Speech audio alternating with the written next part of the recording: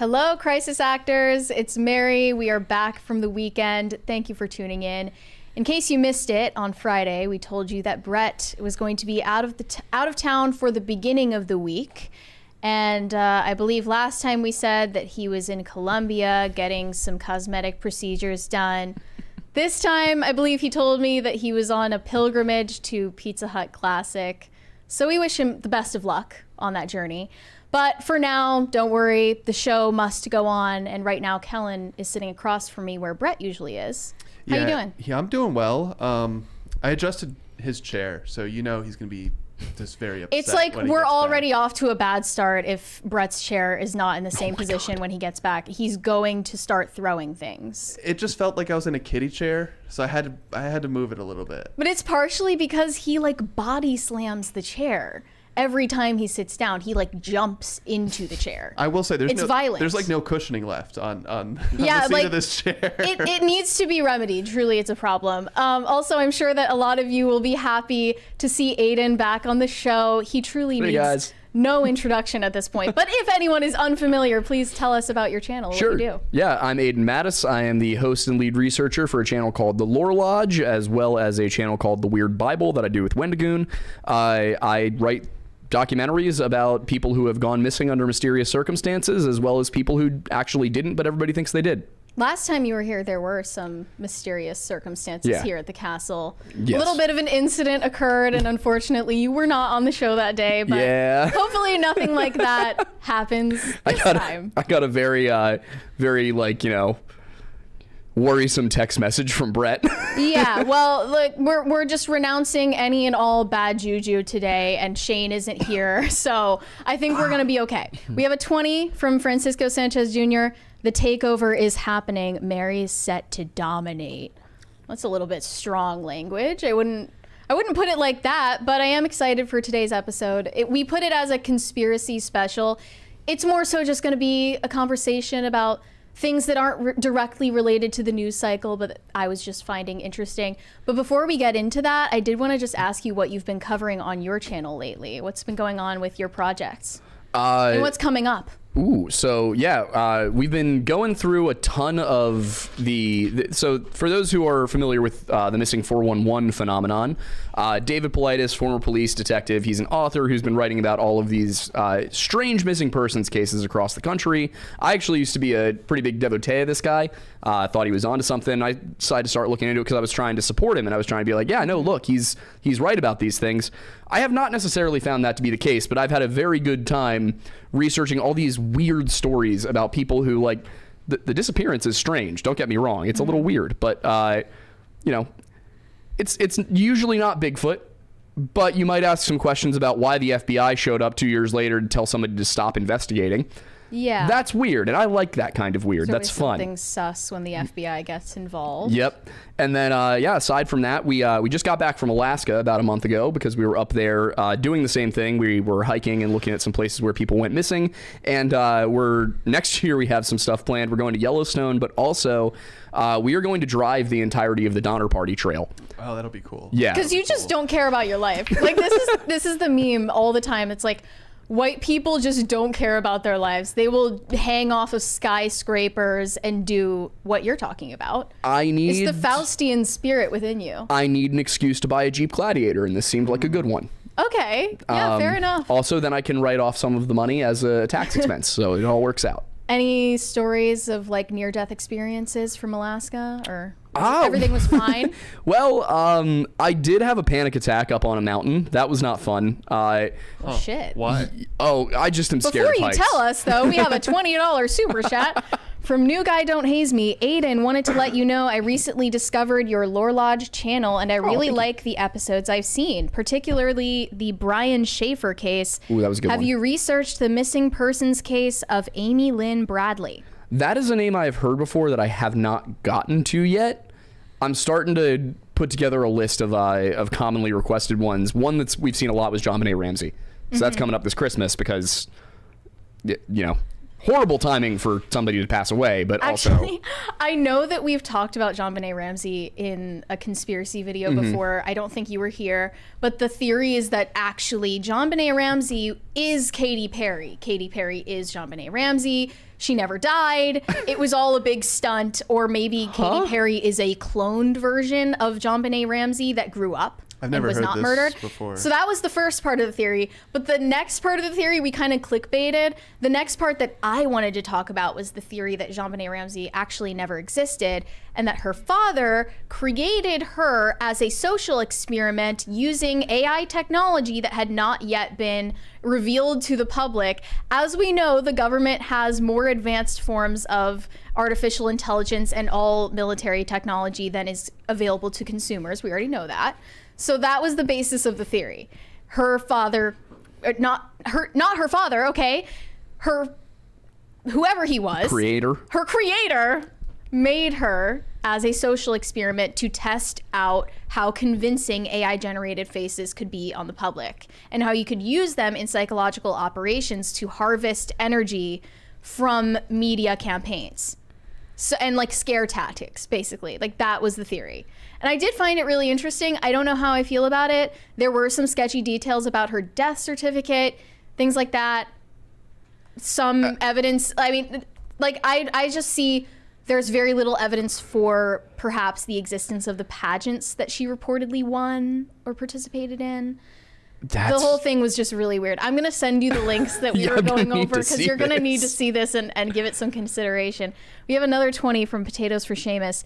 Aidan ate the chili, then looked at Wendigoon and saw Wendy was missing an appendage, then had a panic attack. Okay, who sent that? Potatoes for Seamus. Oh, the one okay. who sent that. Were you worried about about who it was? No, I was just curious where it would come from. There was a chili incident while we were there.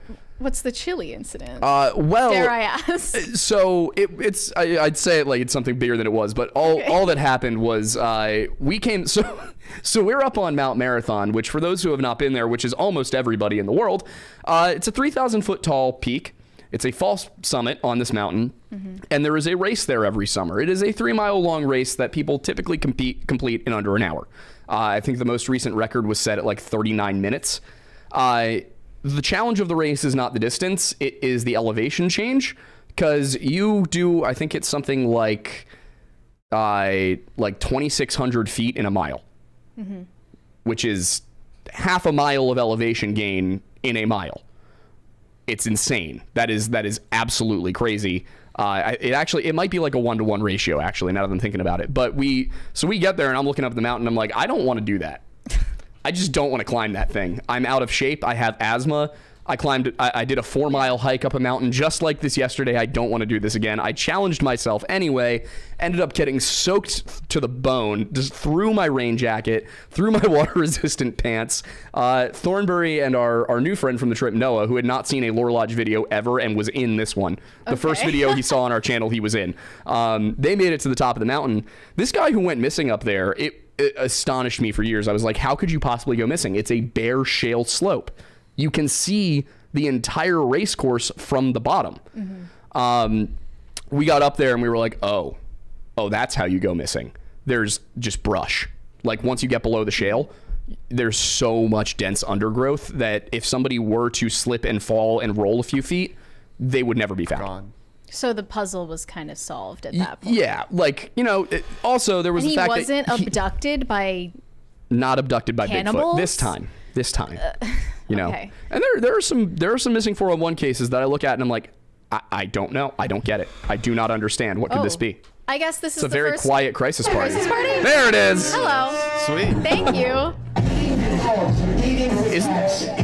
I feel like there's usually more music. Well, this is the new sound Okay. from the debate. Yeah, this one's a little bit delayed. Yeah. Okay. Well, I guess we should get serious now because we did notice a slight jump in subscribers over the past weekend. And if you're new here, welcome. Make yourself at home. That was a crisis party. I should probably explain, if you're new here, what the crisis meter does. So every $100 that we receive in Superchats, will trigger what you just saw. It's a crisis party. And before we get into the show, I want to tell you we're reading all Super Chats, but any Super Chat that is $20 and over will be read right then and there as it's sent in. If you want to add your 2 cents to any of our discussions, or if you just want to be plain distracting, either way is fine by me. But without further ado, we should probably just get into the show already. We did have a goal, though. Mary and I were talking before the show, and are we gonna set a little wager maybe for the next few days? Wager, I guess you could call that. I'm thinking like if we can get 10 before Brett gets back, like I consider that a success. 10 before Brett gets back, or else he's not coming back. How about that? We might break. We're that just record. throwing empty threats right now. But if we don't get 10 crisis parties by Thursday, Brett's never coming back. We're not going to get him now. He's out for milk and cigarettes, no. to put it simply. Anyway, without much further ado, I want to get into the massive box office failure of Joker 2.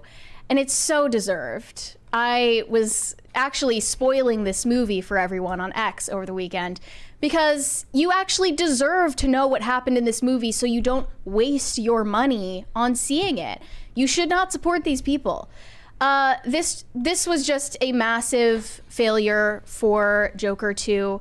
They got $40 million in its first domestic opening weekend on a budget of $200 million. So they basically got a blank check for this to do whatever they wanted.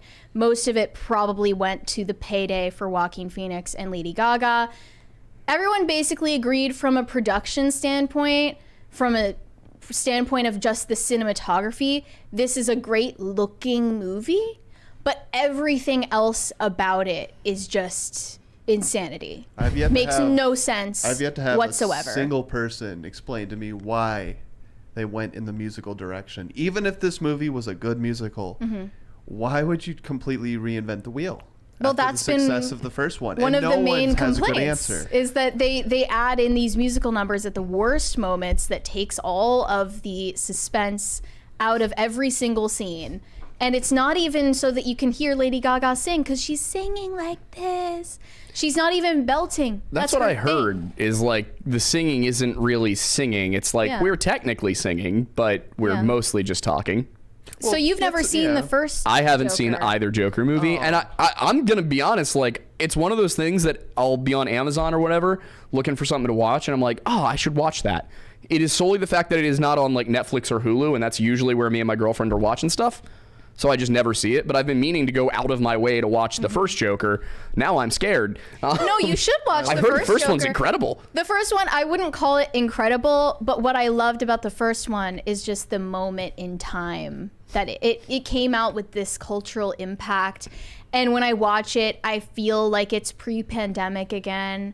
And like, for a lot of people, the first Joker movie was the last time that they've been in a movie theater. Yeah. Period. Like, after COVID, they just dropped off and lost interest. And I can't blame them, because everything that's been coming out since has kind of been dog shit. Or at least if it wasn't, they don't really deserve the goodwill and people giving them a second chance, third chance anymore. So for a lot of people, like, their movie theater experience ended in fall of 2019.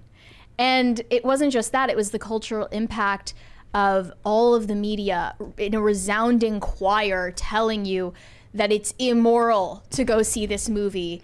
And that made it feel subversive to identify with the character. Didn't they have to do like trigger warnings when the first one came out? Am I remembering that correctly?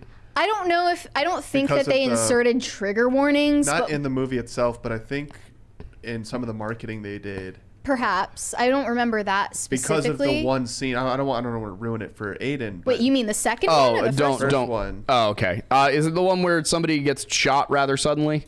Yeah. I've seen all the memes. okay. That's part of the reason I haven't gone yeah. out of my way to watch the movie. Is I'm like, oh, I know what happens. TW gun violence? Like, I just can't. I can't. Yeah, deal and with it's that. like they were almost ashamed to like highlight a problem that is very real when it's like the depravity of man. Mm-hmm. You hear this in the arts all the time of like just like the darkness that a person is capable of when you take everything from them. And they were ashamed that they wrote a movie about that when it's a very real thing that happens. I think some of it is, I think, the Marvel effect of like everything has to be either totally black and white or there has to be more nuance than you can possibly deal with in a single film.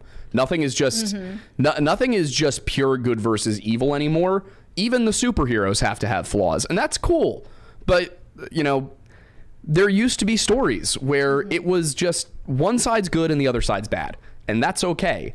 And now I feel like Hollywood is going out of its way to make everything some gray area, nuanced, you know, subvert your expectations kind of thing. And there's times where that's appropriate, but then you don't always need to do it. And I feel like what Joker was a very real look at, like, you know, this is a real story. This is not just comic books or us trying to, you know, philosophize about how the world should be. It was a movie about mental health and what happens when somebody has lost everything. I think, and everybody, a lot of men identified with it. And what I think happened was the wrong kind of audience identified with that movie. They were looking for the art crowd. They were looking for the, you know, the philosophy crowd. What they got was the, you know, I feel like I've been left behind by society crowd, and they loved that movie and they rallied around it. And yeah, there were some people who they took it the wrong way. But this almost, I saw somebody suggesting that this is basically like a fuck you to the, screw you to those guys. Dude, just say whatever you want to say. But yeah, like. No, yeah, I mean. I was told before the show I'm not allowed to do precisely that. No, you're not allowed to make violent threats or violent jokes. Right. Cursing, do whatever you want in that regard. However, but yeah, the title of that Rolling Stone piece was Todd Phillips has one message for fans with Joker 2. And it's F you, like a middle finger right in their faces. And that's why you deserve to fail. Like, you deserve to be embarrassed like this. With the first one, you're right, Aidan. Like, I think they created an anti-hero when they were supposed to be creating a villain, and it backfired. Because people, like, there's a reason people love Deadpool. Like, relating with the guy that's not the noble and good guy, it's fun. That's why Deadpool is a success. And I think the reason that, like, I know you said this is different than Marvel, the first Joker movie, but not entirely. If you look at the very first early Marvel projects, like Captain America and Iron Man, they took a normal dude, and then they made him super. And that's kind of what they did with Joker. He's this normal guy that's got mental illness problems, right? He's a clown. He's a street clown. He dresses up for money. You know, he's trying to get by. He lives in a crappy apartment, and then they show how he becomes this comic book villain that we've all known for years. And it's like you know, being able to relate, like, to really, like, make him relate to the regular, like, humans. Yeah. He doesn't seem so spectacular. Or you get someone like the Hulk. You know, it's like this big green monster. They had to make Bruce Banner. They had to show the scientific side or people wouldn't relate to it. And I think that's kind of another reason that this movie did well. The first one, not the second one. Right. It did well because people were like, oh, he was a regular person at first, and then we see the arc. You know, which Joker never had. Joker's always just been the crazy villain in the Batman movies. He never had anything like this. It's like anyone could be the Joker, I guess. Yeah. Was kind of the message. But like, it is, they went in a different direction. But yeah, anyone it wasn't just like relatable on a human level. Like, I didn't relate to the Joker. I'm not a man. Okay, so I think it's important to emphasize that, like, yeah, young, disillusioned, mostly white single men liked this movie and identified with this character, and they had to get punished for it. That was the message that was sent by the sequel. And since you haven't seen it, I don't know how much you know about it so far. I told you about it a little bit on the phone yesterday. I've heard what I needed to hear. Basically, in case you missed it, and in case you're not planning to go see this movie, as you shouldn't, the Joker gets his Joker persona gang raped out of him, okay? He gets gang raped by prison guards in the movie. I'm not apologizing for spoilers because you shouldn't see it anyway. That's what happens. And after that, the Joker persona is no more. I can't give you a better explanation because that was literally that was the plot. And the point of it is to humiliate this character and also erase the part of him that people identified with and simply kill him off. And it was a very resounding message of F you to the men who liked the first movie. And it didn't even perform for the girls and the gays they were trying to reach with Lady Gaga being in it. Yeah, I just don't get, like, looking at the film, I don't understand how you have what you had there. Mm-hmm. And this is deliberate. We got a 20 from Painful. Just says, yeah, Thank you. Enough said. It's painful. Yeah. It's painful. I mean, Thank you.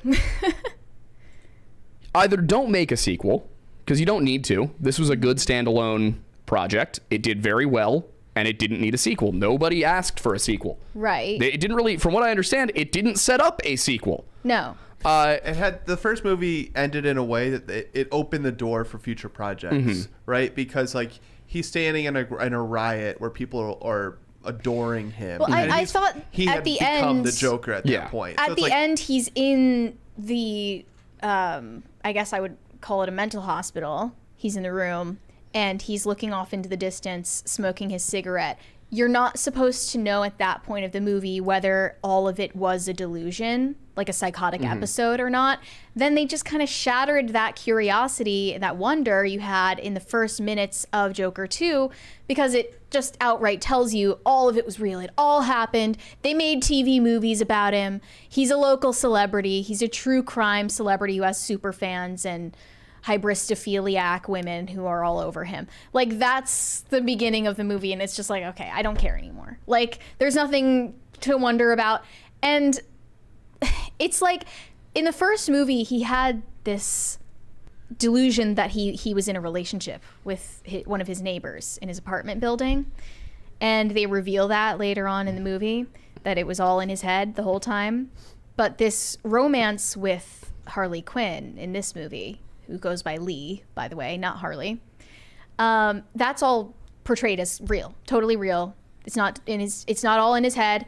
She actually did find him because she's obsessed with him and start a romance with him. but she's not the doctor, right? They She's not the changed doctor. that, She's another which is patient. So, like, Which that is is just- such a great, like why are you messing up a story that was already great? the story you know? of Harley Quinn, truly, like in the comic books, is probably one of the greatest stories out of any comic But book they don't have the hero guts. or villain. Because it's like, imagine you're the doctor in an insane asylum and you fall for this insane patient to the point where you become their sidekick Mm-hmm. and you're doing crime and you're doing all this just reprehensible thing, all this stuff because out of love. It's like, that was such a fantastic story. Well, not even love, but like it was infatuation. It was timeless Yeah. too. You could write that story in any era, and they just, for no reason. So that was in the trash immediately. Yeah, and it's like, it, other than like, we want to destroy the great art that exists. Yeah. I don't see any other reason for them making those Subversion changes. for the sake of subversion. And it matters to me that this wasn't a delusion in his mind, because he then got rejected by Harley. Here's another spoiler. Harley Quinn rejects Arthur Fleck later in the movie, walks away from him because he didn't go along with her plan where she wanted him to throw the trial and they were going to run away together. So she rejects him, humiliates him, and then directly after that he gets gang raped in prison and the Joker is dead. And then he's actually dead at the end. Yeah. So could Wait, you they- really like They killed him? make Yeah. it any more obvious what the purpose of this movie was? Damage control. I mean, yeah, they killed the Joker first via rape, and then they killed Arthur Fleck after that. But via also, stabbing. like, why? Nobody was talking about the Joker. If they hadn't made a sequel, nobody would have been thinking about the Joker this year. They announced the sequel years ago. Yeah. And it was, people welcomed it. They're like, okay, a Sure. sequel. This was a fantastic open to movie. the We were idea. open to the idea. And then they said it's gonna be year a musical. later, They said it's going to be a musical. Well, the musical was like I don't know about that, but maybe they could do it right if it's like this. But And that's why no one really talked about it until the release, is because you shattered any Yeah. kind of hope and excitement with the fact that it's a musical. It's like, okay, so this is just going to be distracting me from a really gripping, story. sure. And I was ready to like it. I wanted to like it. I thought maybe this is like gonna be what the Crow reboot thought it would be. When you were out last week, we weren't talking about Joker, but we were talking about all the everything now is a reboot, a reimagination. Like, we know that. That's not news anymore. But I'm like, what really upsets me the most is not that they're destroying great art, but it's like that these directors are being like critically acclaimed and they're lazy. I'm like, if I was a big Hollywood investor and someone came to me with a reboot or a reimagining, I'd be like, you're lazy. You are not deserving of my investment, of my money. Well, I bet that it was Warner Brothers who wanted to make this idea a reality, and Todd Phillips now says, I'm done with DC. I'm not making any other DC movies. But so you think he's sabotaged? What's lazy is, first of all, you didn't add to the story. You literally just killed the first story. But also, it took you 5 years to get the movie out. 5 years, and on the first one made over $1 billion, and it took you 5 years. I do kind of to capitalize on that. I do kind of because COVID and then the writer's strike, like it probably was a little difficult to make a movie. But what you just said, Kellen, I think is a good question. Is like, this movie did not need a sequel. People were excited about a sequel, expecting it to be kind of like the first movie. Is it possible that Warner Brothers was like, no, you need to make a sequel, and this was the director or writer's room way of saying, stop making us make sequels for things that don't need sequels? Like, could it be? But then why would needs a sequel. But why would Joaquin Phoenix go along with it? Or was it just that they wrote a terrible script and hoped that Joaquin Phoenix being a generational talent would be enough to carry it? Because he did a significant amount of work to carry it, but the script was so effing bad that there's just no way around it. And he's an artist. He doesn't care about what the movie originally meant to people because he's just an actor. He doesn't he's not like on social media. He doesn't care. So I see why he thinks this would be like a valuable follow-up. And I truly think that these people in the writer's room and just everything behind the scenes for production of this movie, I bet they thought they were so innovative. They're like, oh my God, drinking their own Kool-Aid in a way. Drinking their own piss. Like, they're like, oh my God, guys, we're going to be revolutionize superhero movies, a musical. And they're probably all clapping for each other and giving each other a pat in the back. And I'm like, that's like the laziest thing you could do. Let's take the first movie, add a couple new characters. And make it a musical. Dude, that's just laziness. Yes. It's like the Krabby Patty meal from Wendy's. It's just a Dave single. Here's the thing. Don't attribute to incompetence what can more easily be explained by malice.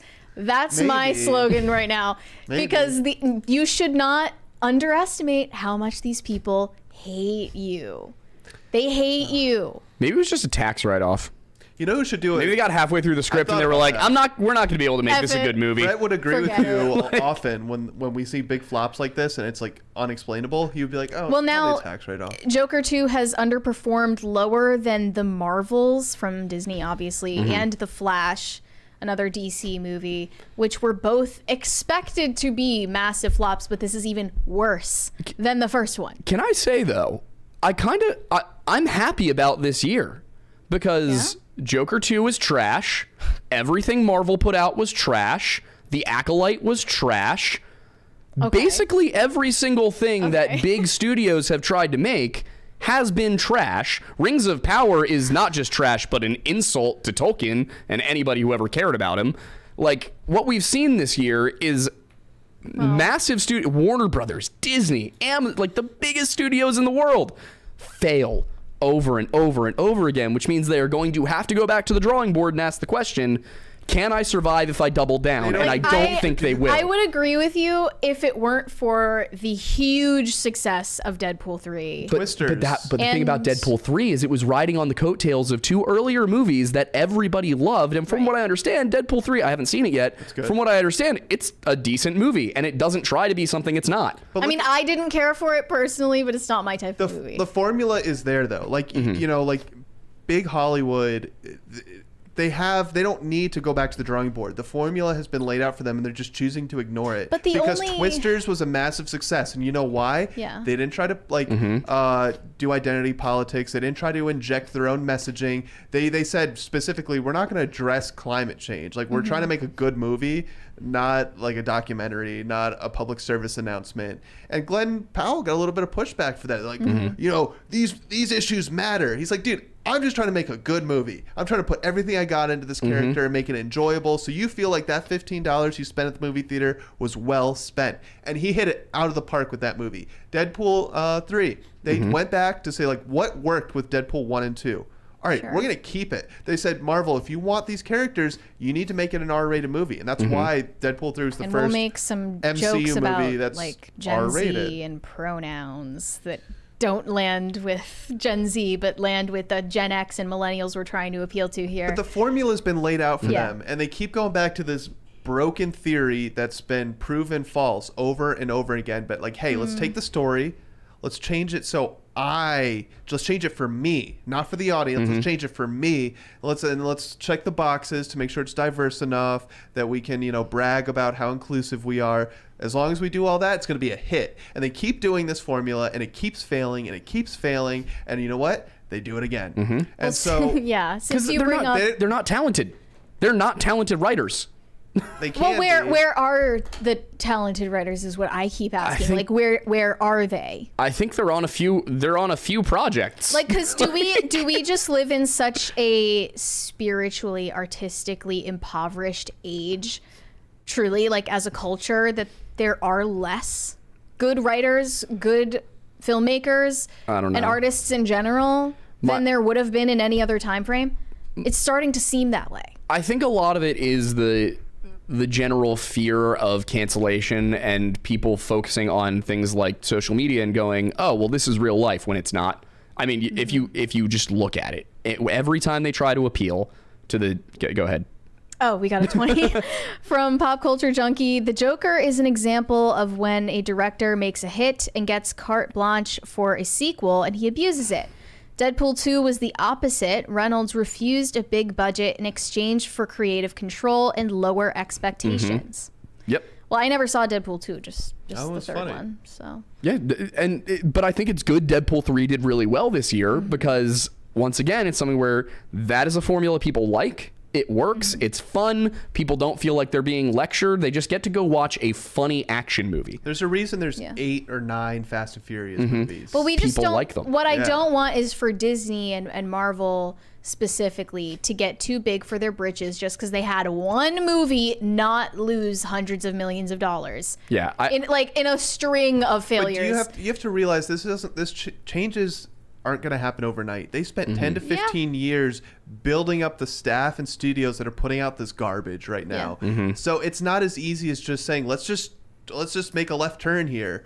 You know, let's just adjust. You know, you need to get people that care about the movies. It's like the Halo show, and the Halo writers bragged about, oh, we don't care about the video game. We're here to tell our story. I'm like, no, you are not. You are not here to tell your story. You're here to tell the story of Master Chief and what's been laid out for you for the past 20 years in the video games. And so you need to replace people that don't care and love putting out garbage for people that do care about these IPs. And I'm glad you mentioned video games, because that's the next thing I was going to say is if we look at the video games that have done well over the past few years, like there's the stuff that does well because it markets to children who abuse their parents' credit cards, like, you know, Call of Duty and Fortnite. But then you've got, you know, and Helldivers was awesome until Sony ruined it.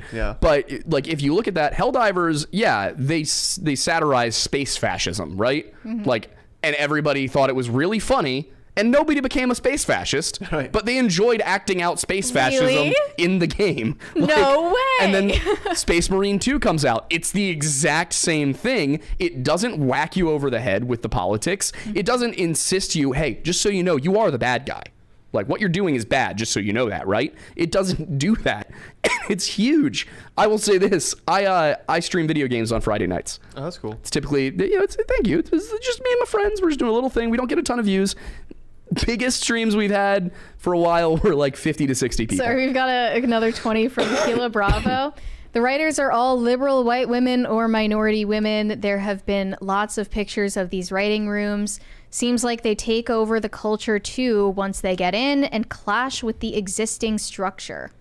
I mean, you see this in video games, to like kind of jump on what you were just saying, that women want the video game character to look like them. Men want to be like the awesome video game character. They just put out a trailer for the new Lara Croft Tomb Raider series. Or was it a new game? Or I don't know. I'm not sure. I thought there was a live action series that they're creating, but what I saw was an illustration of Lara Croft, who used to have very exaggerated proportions. She had a very small waist, large hips, large boobs. Now they have changed her figure significantly to make it more realistic.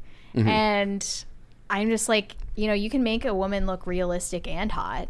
Like that was an option the whole time. There's a that reason people like movies. It's because it's an escape from reality. We don't need to be reminded. Like, you don't need to make stuff that close to like reality, right? Okay, I get the people that are probably actually raiding tombs are not stick figures. They're probably pretty bulky. You need muscle. You need endurance, right? You need to hike around. But you also need to fit through crevices. That's true. But like in Laura Croft's world, right? Yes, she can look hot and raid tombs. That's okay. Yeah. Right.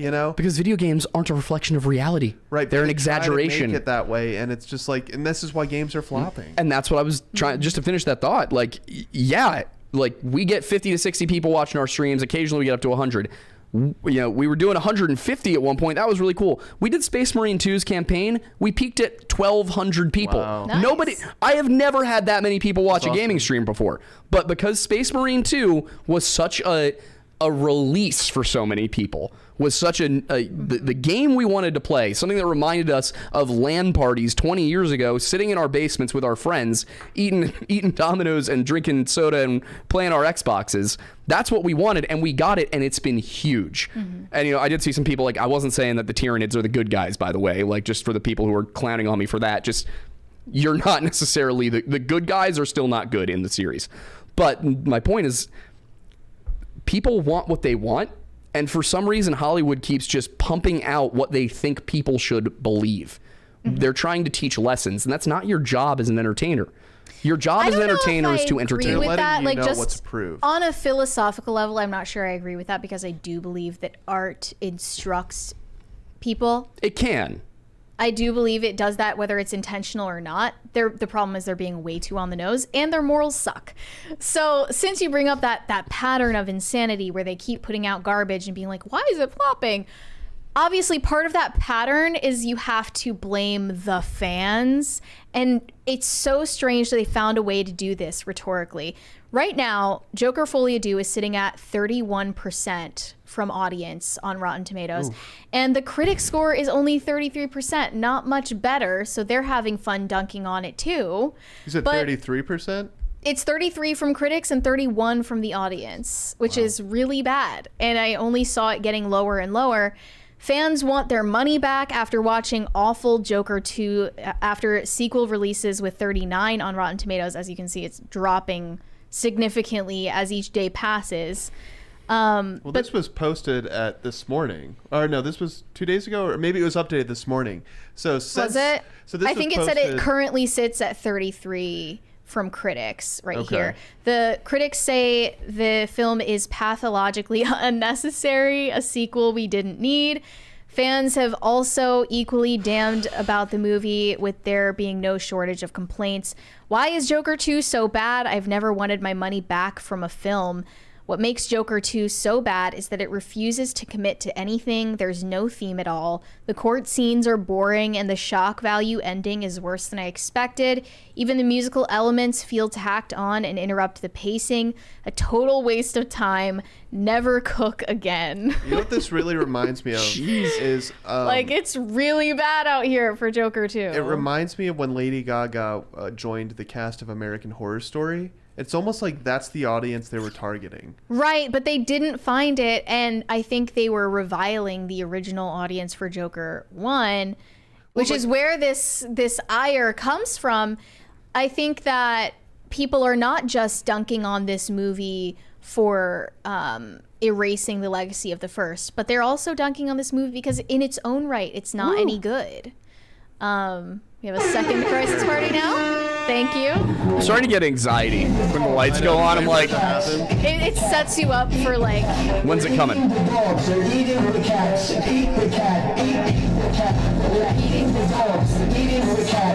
Thank you guys. But I'm seeing some rhetoric about the incels lashing out at Joker 2 and trying to revolt against Where? the studio for this. I'll tell you what. Who? Here's one. Korean men sit in subway seats reserved for pregnant women to protest the anti-incel Joker 2. This post, translated from Korean on some social media website, said, "I was so pissed off after watching the Joker movie that I sat in the subway seat reserved for pregnant women. I'm so angry right now. I can't keep my sanity. When I get home, I'm going to wet the bed." 67 upvotes. That sounds like somebody making a joke.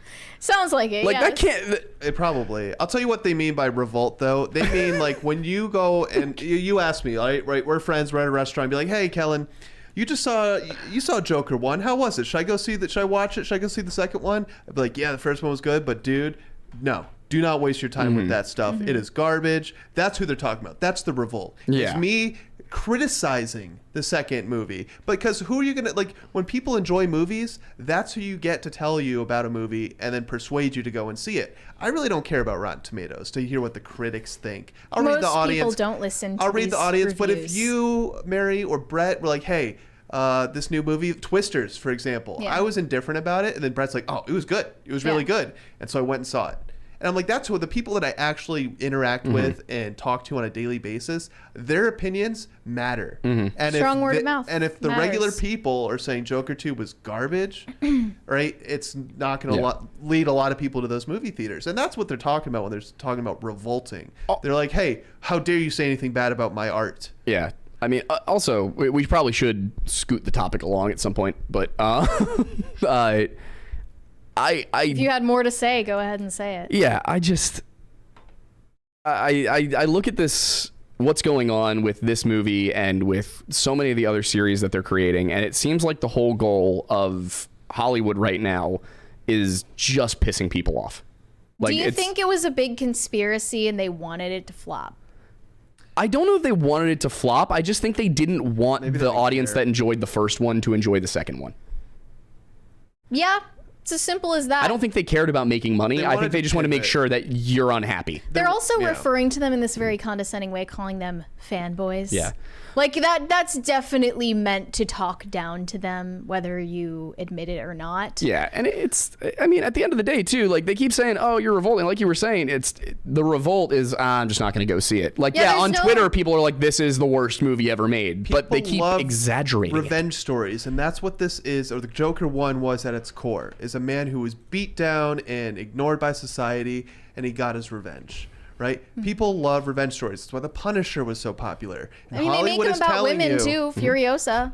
Yeah. That was a revenge plot. And Hollywood's telling you you can't like revenge. That's not good. You can't like It's those. not nice. It's not nice. We're gonna finger wag at you. No. No, So no. that's what they're. Yeah. I mean, I think that's what it is. I don't think it's this grand conspiracy. They definitely tried to pivot, and if it worked, it worked. If they ruined the franchise, I don't think they cared. Time and time again, I'm reminded that I don't think... I think out of this millennium, I'm not sure we'll ever do better than Return of the King for a movie that just gets it. Just gets what? Just good and evil, you know, how to write a story, Well, how to yes. have good guys and bad guys, how to have philosophy, like how to balance, you know, revenge with doing the right thing. I saw a post the other day. People are complaining about the hero's journey now. Are And they it saying had like that the hero's 10,000 journey likes. is like actually fascism or something? Yeah, they're like, it's just such a tired story. It's such a tired way. It's to, literally like, every story. I know. Like that's I know. every And story. it's timeless. It's historical. Like the earliest pieces of literature you can find, they have the hero's Oh my journey. It exists because it works. I know. I know. So people want. What's next? The villain's journey, the victim's journey. love- I feel like the Story. villain's journey is kind of what we got with movies like the first Joker and like Venom. You know, I mean, Wow.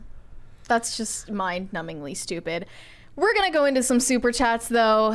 Potatoes for Seamus said, it's the Lord of Stew and Milk, our other cult leader. Aidan, our liege. Oh, hi, Mary. Hope your day is fantastic. Did Brett get put back in the gulag? No. Brett is on pilgrimage to his Mecca, which is Pizza Hut Classic. Hopefully he's going to bring back some of those frosted red glass cups for us. Is that a Blockbuster still open, that last one? The last one they turned into an Airbnb, but I'm not sure if it's like An actual active working anymore. Blockbuster? Oh, a working Blockbuster. How cool would it be to do Pop Culture Crisis live from the last Blockbuster? That would be kind of creepy, like a little bit paranormal. Yeah. Yeah. The could be. spirits of all the movies. Yeah. High Voltage 75 said, I just want to tell you both good luck. We're all counting on you. No pressure. Yeesh. Oh boy. Thanks, pal. Shane H. Wilder said, Happy Manic Monday, Mary, Aidan, and Kellen. Happy Feast of Our Lady of the Rosary. Father Michael is still out and not looking too good. Keep praying. Will do, for sure. We got a lot of feasts. They're literally every day. We could feast every day if we wanted to. We'd have an excuse. Potatoes for Seamus said, Aidan, can you bless us with having Thornbury come on with you on PCC? We love it. And bring up Wendigoon and not an armed one behind you, though? What? Oh, he wants. Oh, I see what was being said. First of all, yeah, Thornbury's down to come down. He just couldn't make it for a 3-day stint like this. So anytime you guys want to have me down that you need a fourth chair, let me know and I'll bring him too. That'd be cool. Yeah, Why not? he does all the behind the camera stuff. Okay. I'd get yeah. along with him. Yeah, he's our production side and also my co-host on my show. As for Wendigoon, I would love to. I struggle to get Wendigoon to do the show that Wendigoon and I have together. Because the man is just so busy. I actually finally got on the phone with him this morning and was like, when are we doing our show again?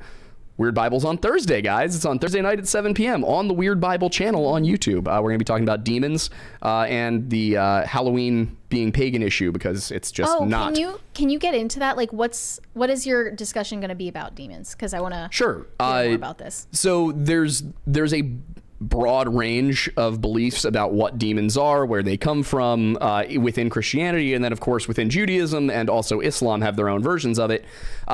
So there's some people who, if you ask a Protestant preacher, they're probably going to tell you demons are fallen angels.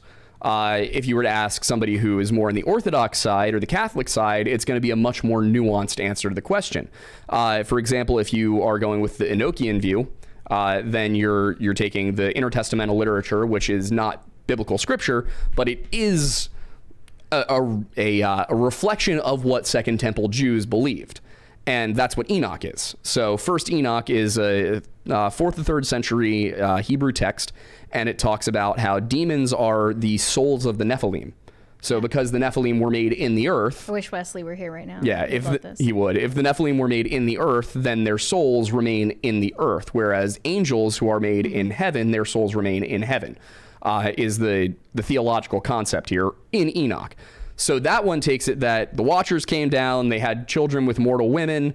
This is Genesis 6:1 through 6:4. If you take that view of it, there's also the Sethite view, which is a different thing. Can get into that if you want, but...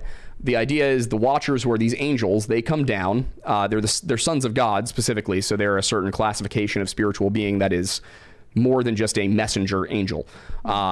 They have children with human women. Those children are referred to as Nephilim, which is translated as gigantes in the Septuagint, which is why people think they're giants. Enoch does say that they're giants. The Bible itself does not. It says that they are mighty men of renown, men of old. And this is actually the event which leads to the flood. So the idea is that when the flood killed all or most of the Nephilim, their spirits remained in the earth as demons, as these evil, half angel, half human hybrid beings. And that is what Jesus is casting out of people in the New Testament. So that's the Enochian view. Absolutely not. Absolutely not. No, immediately no. I don't believe it. I mean, I also don't want to believe it, but I also don't believe it. You know what I mean? I like that one better I than reject Fallen it out Angel. of hand. I just absolutely not. Yeah, others look at it and they That's say... nothing that, obviously, I'm Catholic, so Yeah. I've been taught a completely different polemic on angels and demons. Yeah, it's all very complicated.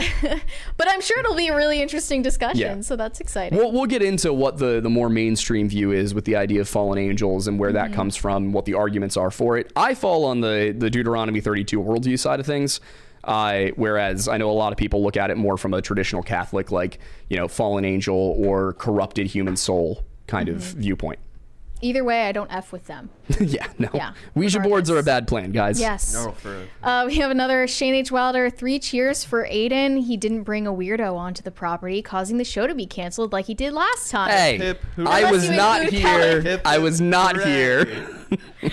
Unless you include Kellen in this. Listen, No, that's very rude. I sneak in sometimes. I'm very crafty, shifty.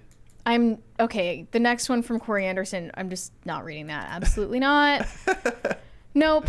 Oh boy, what is Shane it? H. Wilder. I mean, Kellen, if you want to read it, that's fine. I'm not even seeing it. I'm I'm looking not for going it. to read it. Shane H. Wilder said Dasovic going to get his Brazilian Brett lift.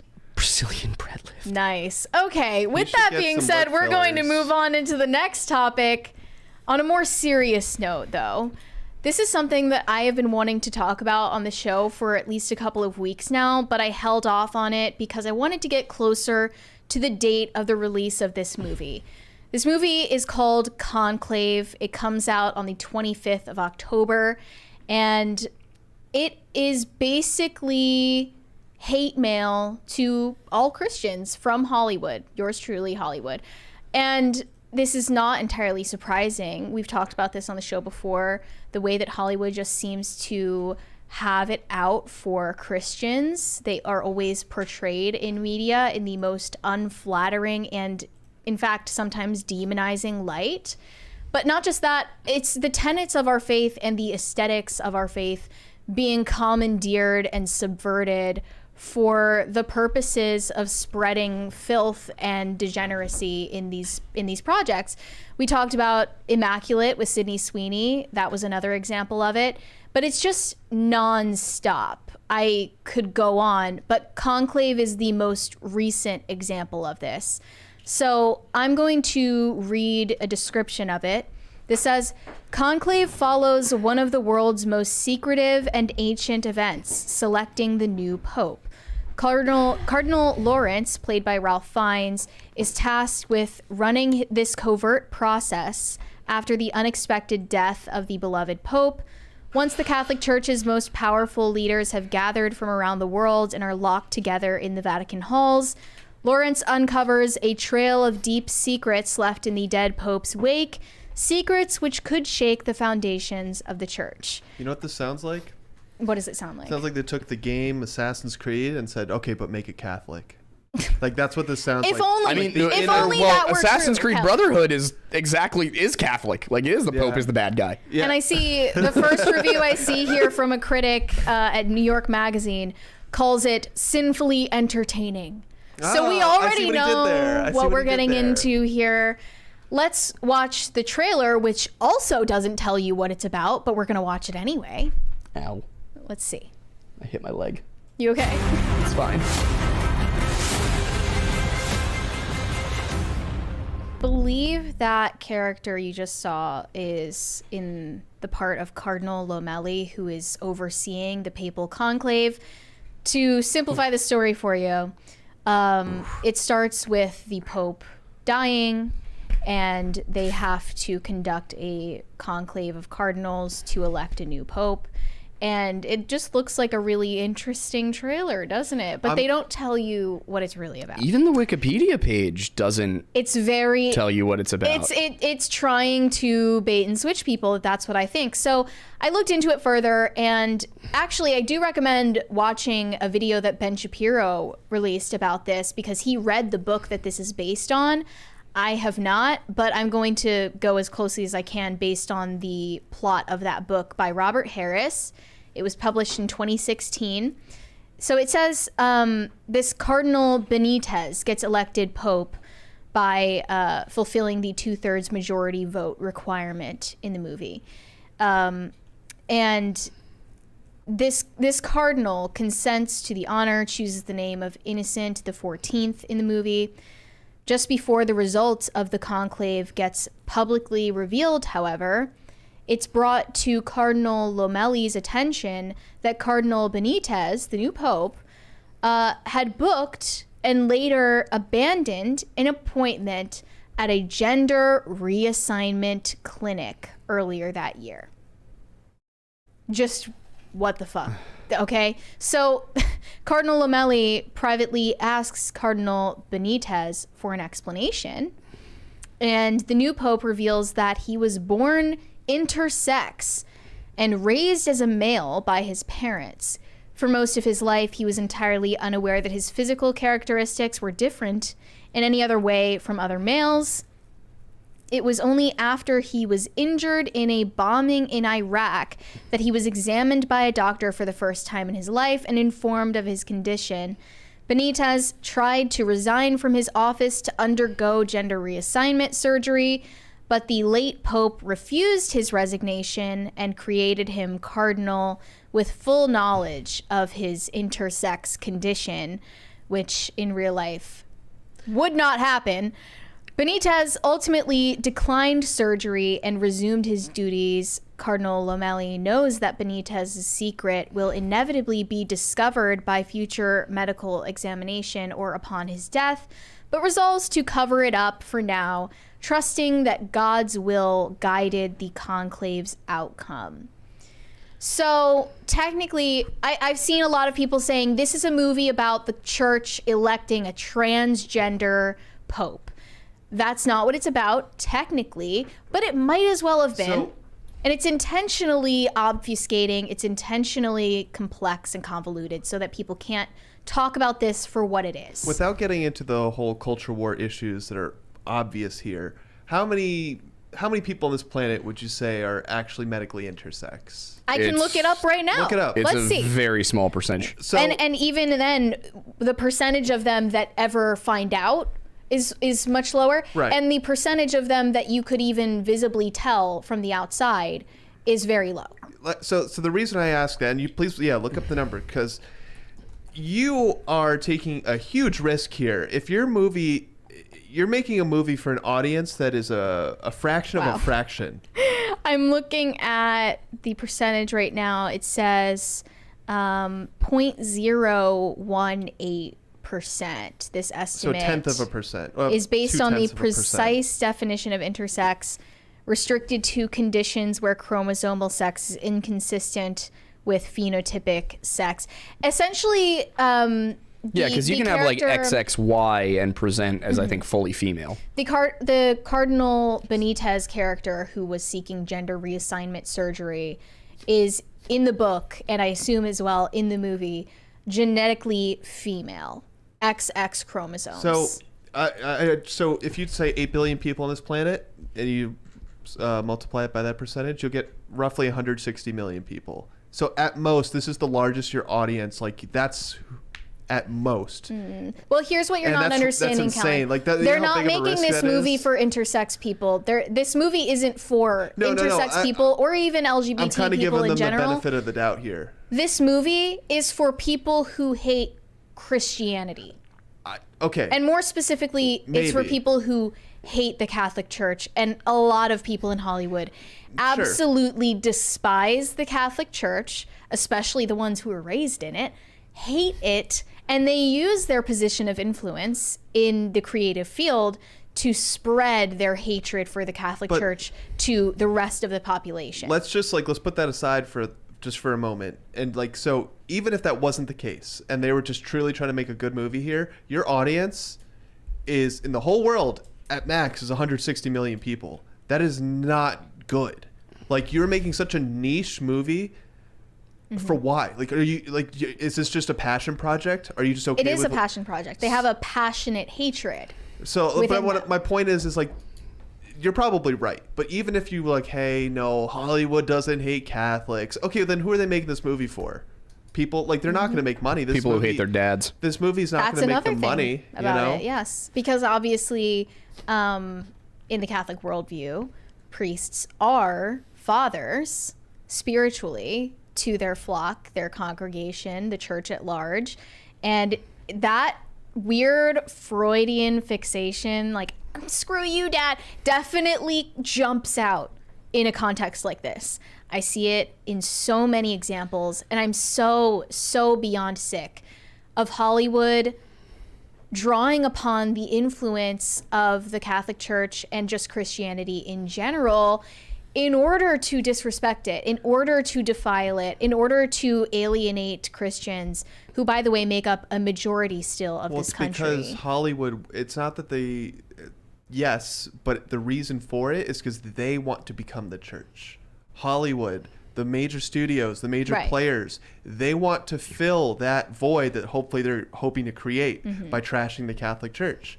That's what it is. It's like how the average person treats the president as their god nowadays. We're so not, I think we're the most. And we have people writing I forget fan what the fiction stat about Tim is, Walz. but people have never been more non-religious in this country It's than disgusting. ever. We're still one of the most Christian countries on earth too, Still which are. is terrifying. Yeah. So it's like they're creating this void, and they hope to step into it, right? You're worshiping the A-list actors and producers and the presidents and the politicians, not your hometown mayor that's really working, their ass off, but AOC, right? And that's what it is. And that's what it is. And they want to step into that position of power. Another example of a recent or upcoming project from Hollywood is from Warner Brothers. Baz Luhrmann, the director of the Elvis biopic starring Austin Butler, is reportedly working on a movie about Saint Joan of Arc. So this is confirmed to Deadline last month. Baz Luhrmann's next feature film will be one he's calling Jeanne d'Arc. It is an epic story about Joan of Arc, the young French peasant who believed God had sent her to lead an army. She believed she would save her country during the 100 Years' War. The casting breakdown is going out today, seeking a young female in, quote, the ultimate teenage girl coming of age story set in the 100 Years' War. Movies like that they don't do well. They tried to do Rapunzel, where she was this action star. So instead of Rapunzel being saved, she's knows kung fu and fights her way out of the tower.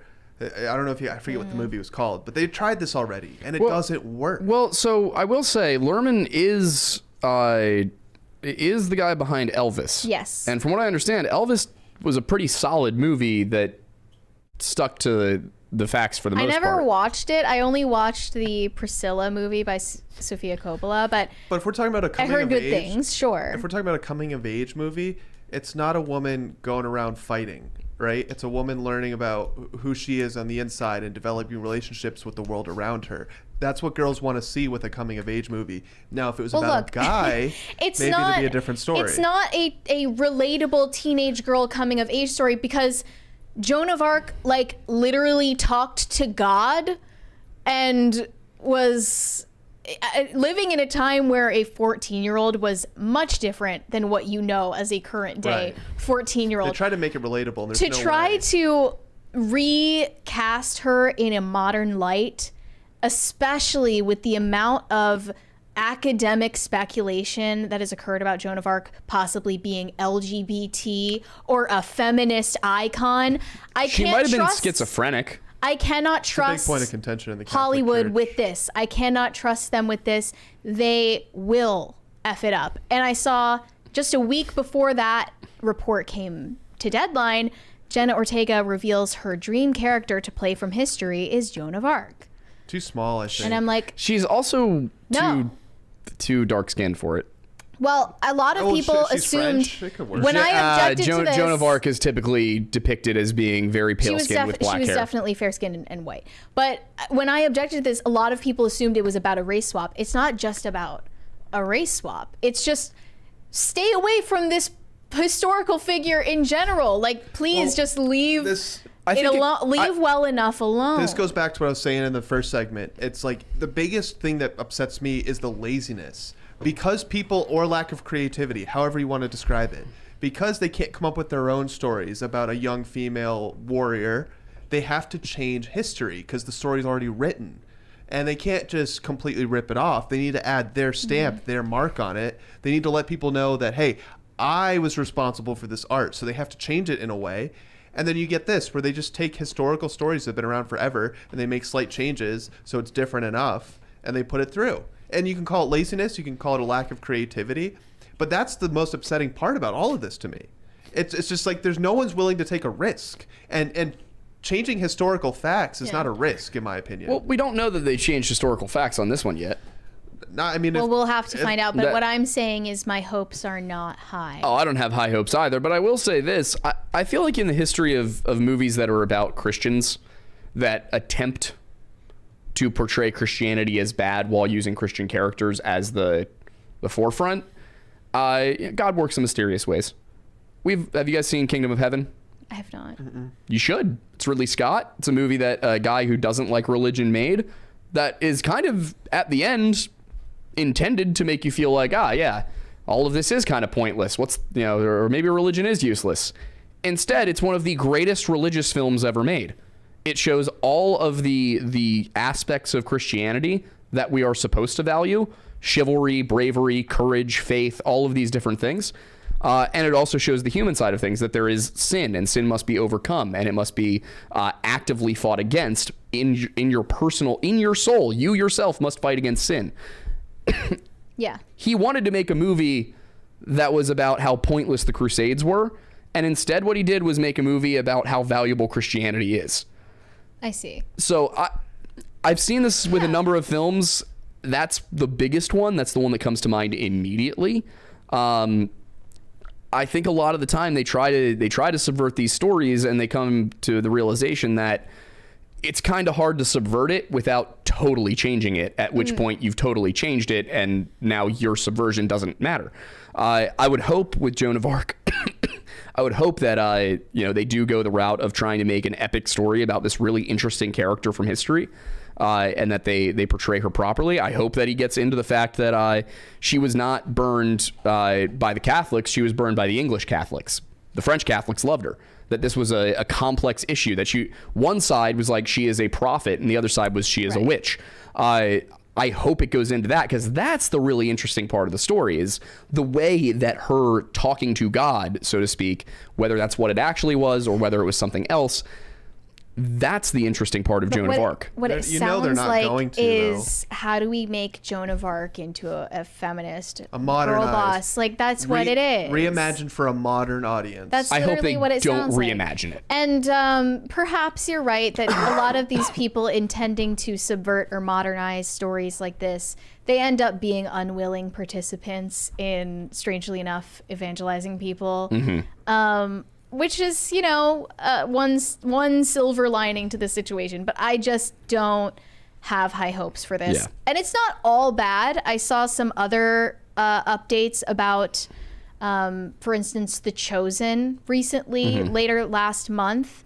It was revealed that The Chosen, which is actually just soaring in popularity constantly. I can tell it's a huge deal. It is now turning into a cinematic universe, not just about the life of Jesus Christ, but also they listed a limited series on Saint Joseph, a 3-season series on Moses, a series on the Acts of the Apostles, and an animated series that follows Jesus's interactions with children in the wild, starring Paul Walter Hauser.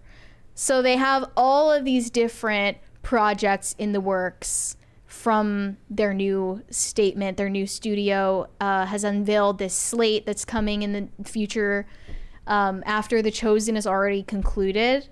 This is what's coming next. Have you watched The Chosen? I watched, I think, the first 2 episodes, but Brett is actually currently going through it. I'll have to watch it. And he really likes it, especially from the perspective of somebody who didn't grow up with these stories. He's loving it. Well, that's what I'm saying. There's potential here, right? And what's the one bad part about the Bible? That it's a book, and kids these days don't read. Yeah. Right? Or can't read. Because they're all watching Miss Rachel and Coco Melon I know. and Skibbity Toilets. Okay, so Skibbity Toilets, neither here nor there, Mary. But if The Chosen's actually doing justice to the biblical stories, and these spin-offs also do justice by the biblical stories, I say go for it. It always depends on who you ask, though. Have you seen any of this like quibbling about the accuracy of the Chosen but I'm not surprised because it's just constant argument like about because someone's interpretation you're leading people differ. Astray because this was portrayed this way. And if you and I sat down with a Mormon, we all three probably have different opinions on this show and the accuracy. I think it's net positive though. If you take it from if it's a child with no religious teachings versus the Bible cinematic universe. There's something there. Right. Also, they're I'll take something over nothing. Yeah. They're creating the sequel to The Passion of the Christ. Jim Caviezel is making his return as Jesus in Passion of the Christ 2, which focuses on the resurrection. And I guess the rest of Jesus's days walking the earth before ascending into heaven. That's what I would assume it covers.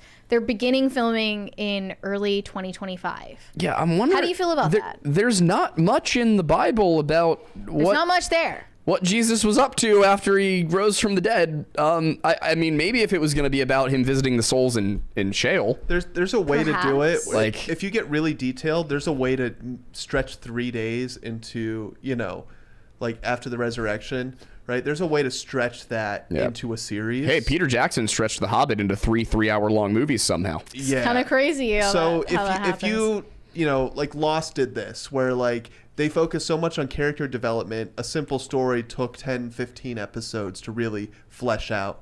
So there's a way to do it.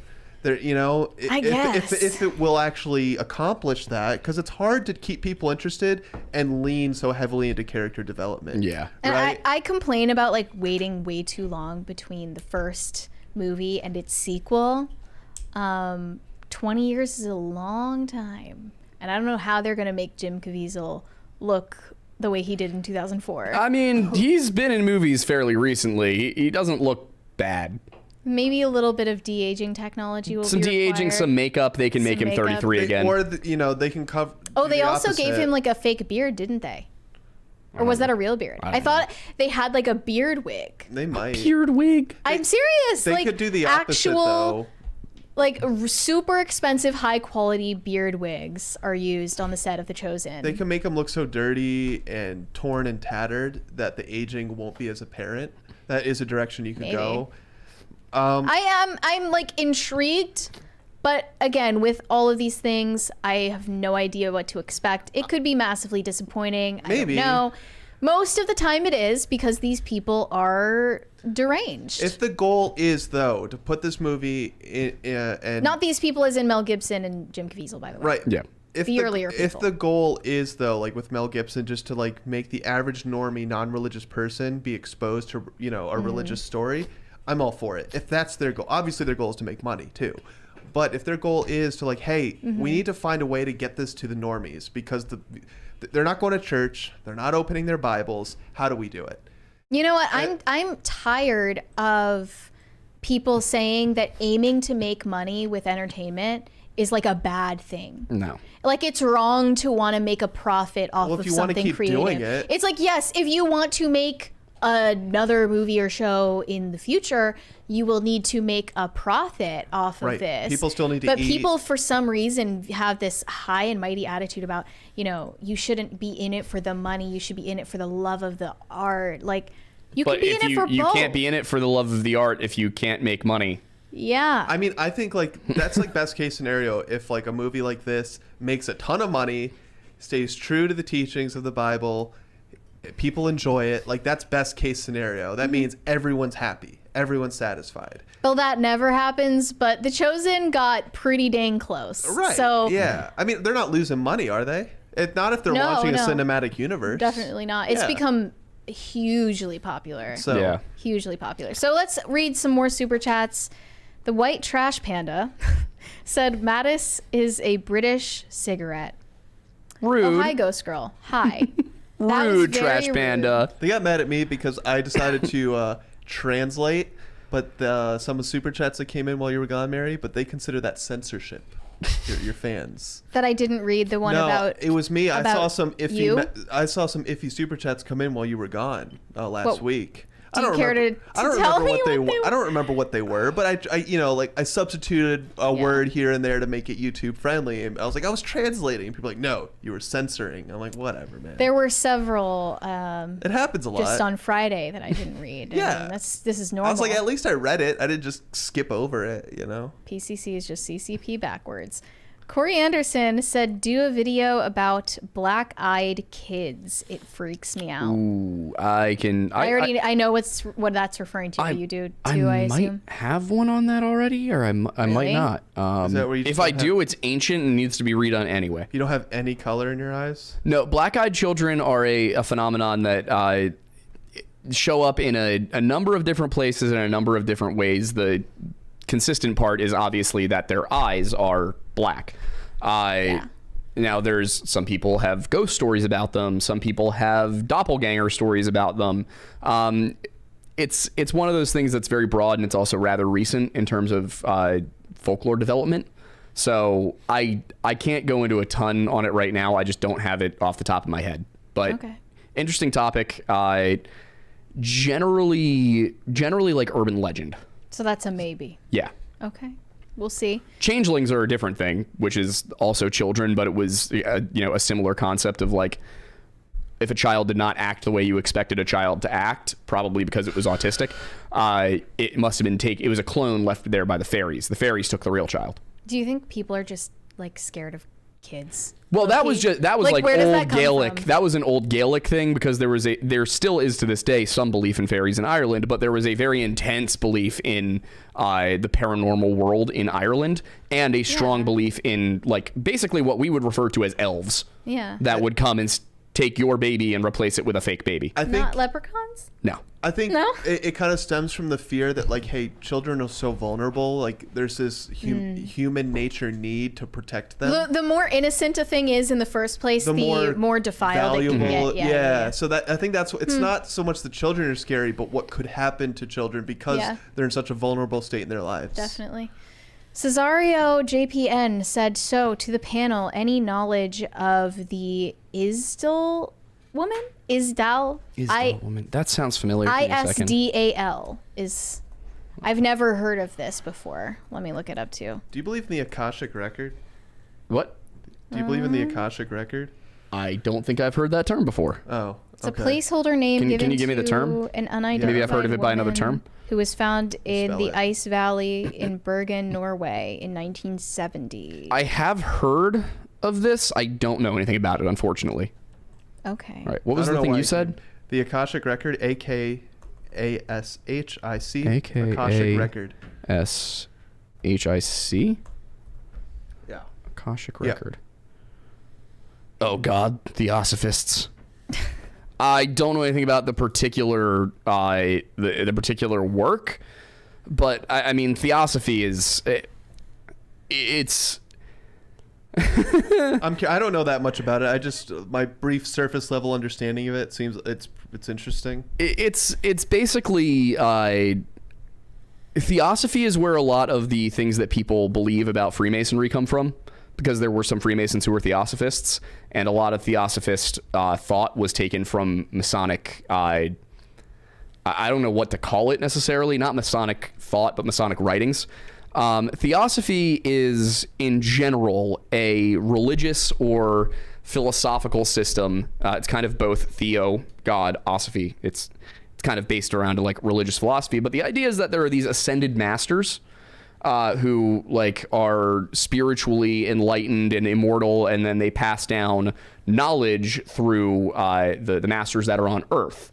And so people like Helena Blavatsky, who was one of the masters, and there's a lot of weird beliefs to it. It varies quite a bit. There are some people who believe that the ascended masters came from Atlantis, and that when Atlantis sank, there was a spiritual transfer. You're gonna find this kind of thing with a lot of like Tartaria, some flat earthers, like just weird conspiracy stuff. Hyperborea ring a bell? What's the figure in the Sahara Desert? They think? The Rashat structure. That God, what's his name? Jimmy Corsetti. Jimmy Corsetti has me blocked on Twitter. because Really? he got Culture war debate. Make it happen. Dude, I'm telling Lisa. you, Lisa, Please, throw me if you're down watching. there. Throw me down there with Ashton Forbes, with Austin Whitsitt. There's so with, many options. Oh, I get into a lot of beef with know. conspiracy theorists. It happens a lot. But yeah, I mean, to give you the very simple definition of theosophy, I'm going to go just with Wikipedia here because they'll be able to give it to you better than I will off the top of my head. Helena Blavatsky insisted it was not a religion, although she did refer to it as the modern transmission of the once universal religion that she said it existed deep into the human past. So that's like, there's this prehistoric period, and that's when everyone was, enlightened and had the one religion, and this is kind of where Masonry gets wrapped up into it, is because... But that's also kind of an equivalent of what Christians believe about, pre-fall humanity, what it was intended to be, right? So yeah, the really it combines all these different religious principles. You've got like Buddhist reincarnation and ancestor spiritualism, and then certain Christian iconography, and then Masonic language and esoteric BS from the 1800s. have you? This might be like out of your wheelhouse, but have you thought about talking about the Shroud of Turin on your channel? A little bit. I'm kind of monitoring that one. Because I do have to maintain some of my credibility as a historian. But the latest study. Oh, so you think it's not credible? So I'm not sure. With the Shroud of Turin, I am open to believing it's real. I am There also... was an episode of Pints with Aquinas where there was an expert on the Shroud who talked about all of these new details I had never heard before, and it was like, whoa. The most recent large study on it leads to it being real. It found that The most recent large study. if it were kept in certain conditions, then it could be 2,000 years old. Now, the carbon dated part of it was from a portion that was repaired in the 13 or 1400s. Carbon dating is also like, I don't know why they haven't carbon dated a different piece of it. That seems like it would be a smart way to do things. But from what I understand, it was also exposed to radiation that could mess with carbon dating. I'm going to be honest. radiation that would not have been possible in the ancient. Well, the question is, was it affected by it's radiation more allegedly recently? from. Right. Now it appears in the historic record after I think I think it's after the First Crusade. Again, personally, from a theological point of view, I think that I don't think we're ever going to find out, because if we did, we wouldn't need faith. Yeah, it's a sign. It's a sign. You don't have to believe in it, and you can. Well, people can don't believe doubt in it. that Jesus was real. People doubt that he was the prophet. Yes, but I think if that were a real shroud, we'd have some questions to ask about how the hell that happened. Yeah. Because the image on the shroud shouldn't be there. Well, if you did research it further and talk about it on Yeah. your channel, I think that would be really interesting. Yeah, I can definitely that would be a good one for Weird Bible, honestly. That would And be you a don't good have video to for come Weird to a Bible. conclusion about it. Yeah. You don't have to sit there and be like, okay, guys, it's real. Yeah, like, here's that's not what your here's video all the is for, details. you know? About what we know. Yeah, I could do that. I'll do that. Corey Anderson said just adopted a puppy named the Rizzler, Nice. aka Rizzo. Nice. Rizzo is actually, I think Rizzo was a pro Rocket League player for a while. So Who are these people? Well, It's just he's not making it real. a joke on Lizzo. Yeah. But before even Lizzo was, had a #1 hit, there was a guy named Rizzo who was a Rocket League pro. Fun fact that I know about. Rizzo. That's I a think very fun fact. John Rizzo? Kellen. I don't know what his name is. That's just I his might gamer tag. have. I think I streamed Call of Duty with him once. I don't know what he's doing now. Y'all This know was each years other. ago. We streamed Call of Duty together once, I think. I wouldn't say know each other, but he was a chill dude from what I remember. Okay. Fun. There are awesome. more than one Rizzo. Obi-Juan said, hello, Mary and Bread. Bread sure is looking different today. New hairdo, maybe? Bread. Someone said I Rizzo can't was tell also if a you're Muppet. confused between lot of Brett Rizzos. and Kellen or I don't Brett know. and Aidan. But who Dude, knows? Brett doesn't mew like I do. Come on, chat. he broke his mewing streak. Oh my god. No, actually, that's the reason why Brett had to take a break from the show so that he could get on a He injured 3-day his jaw. mewing streak. Mewing. Because he has to talk every day. It breaks his mewing streak. He had an emergency dentist appointment. We're Too much totally mewing. not going to have enough time to talk about Scientology Yeah, today. we We have to can. get through the Oh, boy. super chats, and we need to. Do we have a lot? We have a lot more. I'm get scared through to talk here. about Well, we can Scientology. do They it. scare me. We'll do it tomorrow or the next day. We will, but Oh, God, with Phil. I mean, we still have 35 yeah, minutes. that would be fun. Scientology with Phil Labonte. We still have 35 minutes. We can do a quick But segment. we were not going to have enough time to read the super chats. So All right, it all is right. what it is. Blue55 Blue said, "Happy birthday, Niles Bohr." I hope I said that correctly. Happy birthday, happy Niles. birthday, I I can't guess. see any of these. Happy birthday. Shane H. Wilder said, "Chris Carr is the only person who liked Joker too." Of course, Chris Carr. No, he would didn't. That like had to be like a Joker, too. satire post that He you is read such wrong. a contrarian. Of course, he would say that. Musical. Imagine liking I a love musical. that Cassandra just tweeted the spoiler and gave me permission to do the same. But she was just like getting all these replies that were like, "F you for spoiling it. Let me make up my own mind." And she's like, "No, you shouldn't." I'm right. Don't go to the movie. Tommy Williams said this show is fantastic from the UK and usually listen hello. to it the Hello. following day after air Timcast to balance out the politics. You know, it's funny- After a Timcast. Oh, yeah. It's funny. I was looking at I was in the back end looking at our analytics for IRL, and we have a large audience from the UK and from Canada too. That makes sense. Canada makes a little bit more sense because Yeah. neighbors to the north. But the UK, I was like, huh, maybe we No, should 'cause, start like, doing like We're American, so everyone's obsessed a with us. segment focused on some UK pop culture drama or something. You know, UK pop culture? I don't even know where to What begin. is UK pop culture? Well, One Direction? They say they're 5 years ahead of us, so their styles. No. They're like 10, 15 years behind us. When did that change? Because that was not always the case. UK used to lead the way with like There's no style, way. maybe not Hollywood, but Maybe for before the internet. style and but trends. But I will say we saw that Botox video a while ago They're with all the all UK British. all the UK girls that look 40 and they're all like 21. The American we don't chicks have that problem. learned We to don't not have that do problem that here Yeah. already. Thank God. Tommy Williams. It sounds very British, though. Oh, the Royals. Someone said, yeah. They're Yeah. boring I mean, it's nowadays. also like their government. So is it really pop culture? I don't know. no kings in America. You know.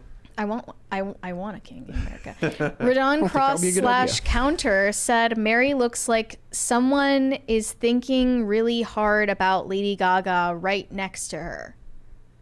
What? You look I'm like so you've got tired somebody of Lady thinking Gaga. very hard about Lady Listen. Gaga right next to you, I guess. You? Maybe. I don't know. Chappelle Roan Okay. is filling the weird. Hey, it's vocal, Chapel. Whatever. She's filling that void. Did you say Chappelle Roan? Yeah. How am I supposed to? Who's know? gonna face swap Dave Yeah. Chappelle with Chappelle Roan That'd for be the funny. Chappelle. Shane H. X Wilder? You know what to Chapel. do. Both of the names she uses as a stage name bother me because the Rowan she used in Irish is Rowan. It's an Irish name and it's supposed to be pronounced Rowan. I wasn't sure at first how to say it, but I heard everyone It's- else saying it so wrong. she pronounces it Chapel Roan. Yeah. And it's supposed to be Chappelle Rowan. Well, if you were to pronounce those two names the way that they're spelled, or if you were to But- pronounce them the way they're supposed to be pronounced as they're usually used, yes. Chapel is. You're right, but you're wrong. Okay. Chapel is one of Fun, her right? family, her extended family's last names. So It's I her think they grandmother, I say think. it. The only reason I Chapel. brought her up, I was like, she's filling that void with the outrageous costumes and stuff for being a pop singer. That But she's Lady not Gaga as good. left. She's not as good. I actually think she's an don't incredible care. vocalist. Okay, sure, but she's not a Lady Gaga. She's No. just not the. She doesn't have the vision. All I'm saying is Lady She's totally Gaga's kind derivative. of like has been a little bit. Sure, Like, she's a has-been, but she deserves that. She's earned it. Yeah. I think all of the ones I remember are from when, like, yeah, I mean, how old are you, Kellen? 26. Yes, you and I are the same age, so Katy Perry is kind of like, yeah. what is going on with her? Rihanna seems to just be living her life Yeah. now. Rihanna's Sabrina- never making another. well, like, album. yeah, like this Cool Kids Selena Club Gomez hasn't of- made a song in how long? She's doing her cooking show and stuff. She's, Well, she's in like more acting projects, right? Yeah. So everyone Yeah, loves yeah, Only yeah. Murders in the Building. that's a good one. Selena's thriving apparently, but Katy Perry is just like. But like the Cool Kids Club Sad of to watch. 2010, they're like struggling to hold on to power Yeah. with Katy Perry. but that was Taylor like such Swift. peak culture. Taylor and Swift I- isn't struggling at all, dude. I Dude, want. the last album I want flopped. them. It did, but the Taylor tour Swift. isn't. For But the Taylor tour Swift. isn't. Yeah, I know. Like I want them to bring it back, but it's just you can't bring it back. You know. Well, It's sad. Now you've got, but you're Also- seeing the Sabrina Carpenters, the Chapel Roans. They're starting new- to rise up. I know this is how I'm getting old. I don't care about any of them. I Yeah. don't listen to any of them. So I'm ready to become Unk status. I'm I officially an Unk. yeah. Or is it like Ant? Would I just be an aunt? I don't know. Auntie. I don't know. Auntie. The White Trash Panda said musicals are completely homosexual. I wouldn't say completely. I don't think there's very much gay about Les Miserables. Mostly? Well, look at Modern musicals. They're definitely. definitely most popular. Yeah. Listen, Wicked is going to be a musical, as it should be, and from the trailer, it looks pretty good. Yeah. It looks like they stuck to the source material. I don't know. but- Also, I just have to say, I don't think there's necessarily anything wrong with a form of media that is not being subverted, being more enjoyed by like one group of people. Like, it doesn't bother me that musical theater is made. It tends to appeal to homosexuals and women and groups like that because, like, yeah. that's the group it's always appealed to. The problem is it didn't even work on them. Like, they're not going to see it. The women and the gays, they're not. Oh going no, to see it. with Joker 2, absolutely not. And that was my They're point. not there. That was my point about the Conclave. Who are you making this movie for? Yeah. Joker 2. Who are you making this I movie am for? curious. I Film am. nerds. I think I'm gonna see Conclave because I'm curious if it's a movie about transgenderism or if it's a movie about hypocrisy within the church. Have you seen the movie The Rite? R-I-T-E. No, but I. It's a Catholic horror movie. I don't know if it would get the stamp of approval from Probably Mary. not. But a big plot line there was the Catholic Church has to differentiate between, is this a demonic possession or is this schizophrenia? Yeah. And this is like they go Yeah. into that in this movie, and this movie's probably 10 years old at this point, but it's about exorcisms and stuff, and it's fascinating because they show the guy in the Vatican like going there's through his also- training. Did and you everything. watch the Padre Pio movie? No. Okay, I heard a lot of mixed reviews from a lot of different people, and that was another one where I just can't trust them to do it justice because the opportunity to mess with it is just too tantalizing to them. Donovan Arnold said, "Yo, Mattis, I'm working on trying to identify a pattern beyond the target demo in the Austin accidental drowning cases. Any new ideas?" Wait, what? The Lady I don't Bird know Lake. what that's. Which lake? The Lady Bird Lake drownings. There is a current pop culture belief that there is a serial killer down in Austin, Texas, who has been killing people near and leaving the bodies in Lady Bird Like Lake. currently? Yeah, like actively right now.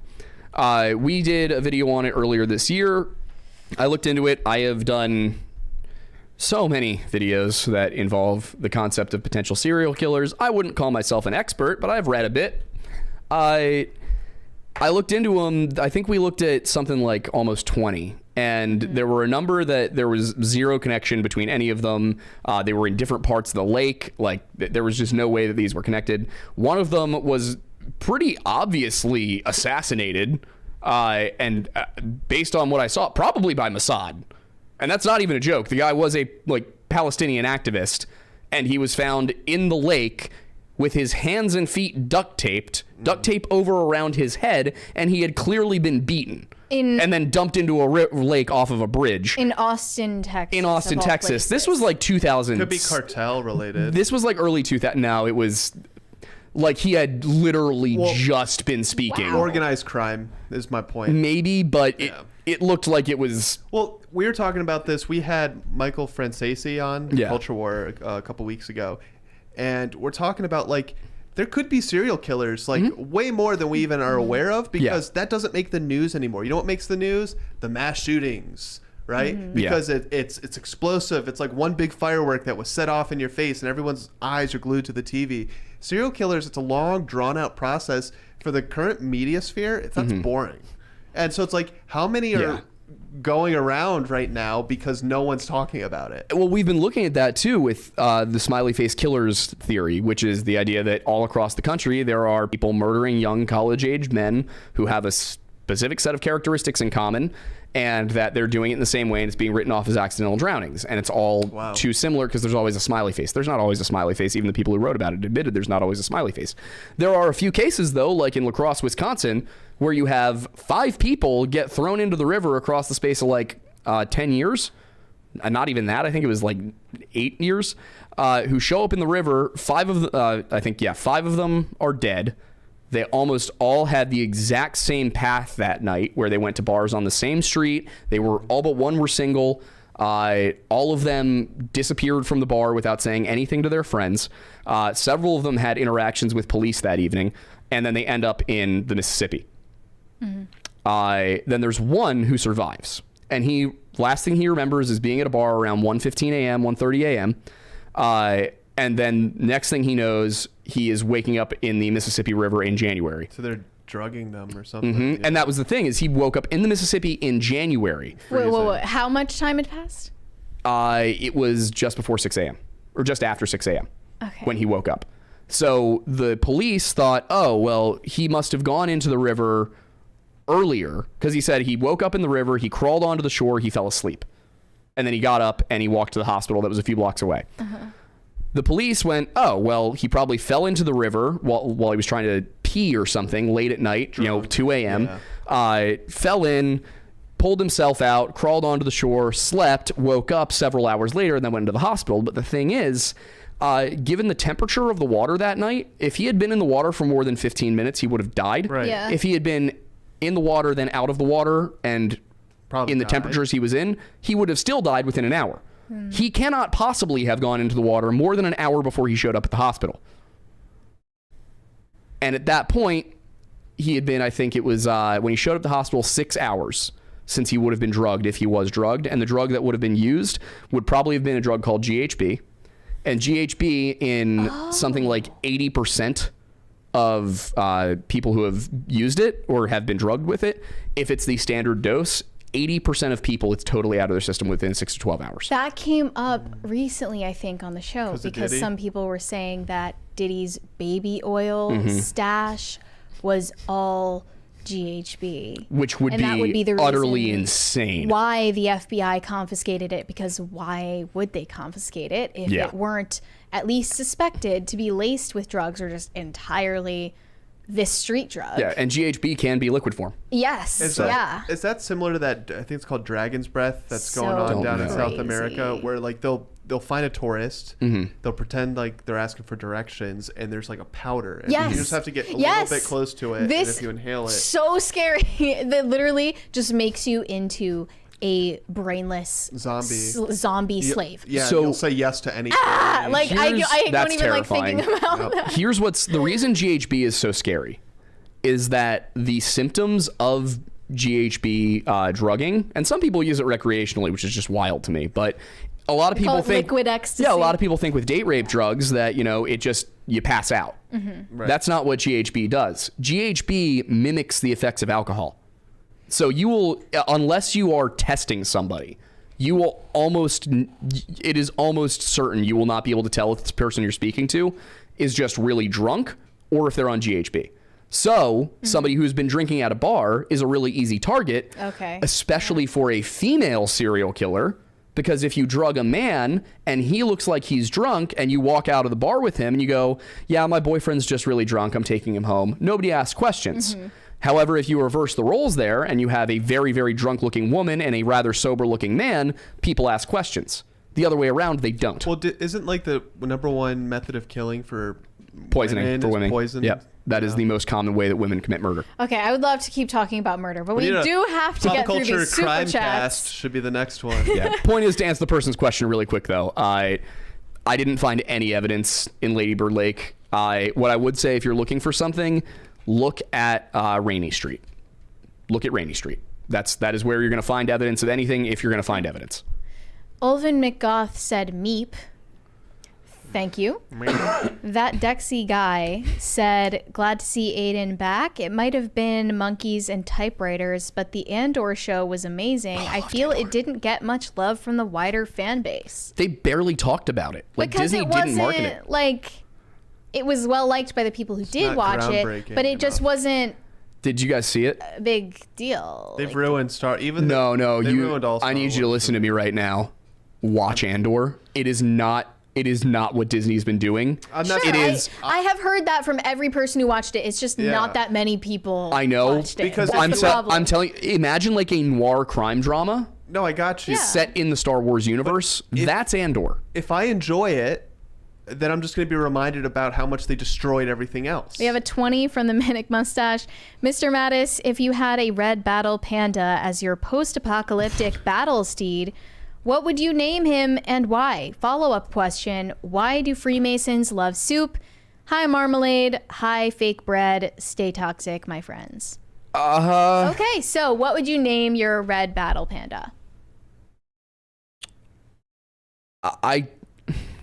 For some reason, the name that comes to me is Morgoth. Okay, cool. Yeah, I like that. And then follow Even up, though he was the bad guy. why do Freemasons love soup? I don't know that we do.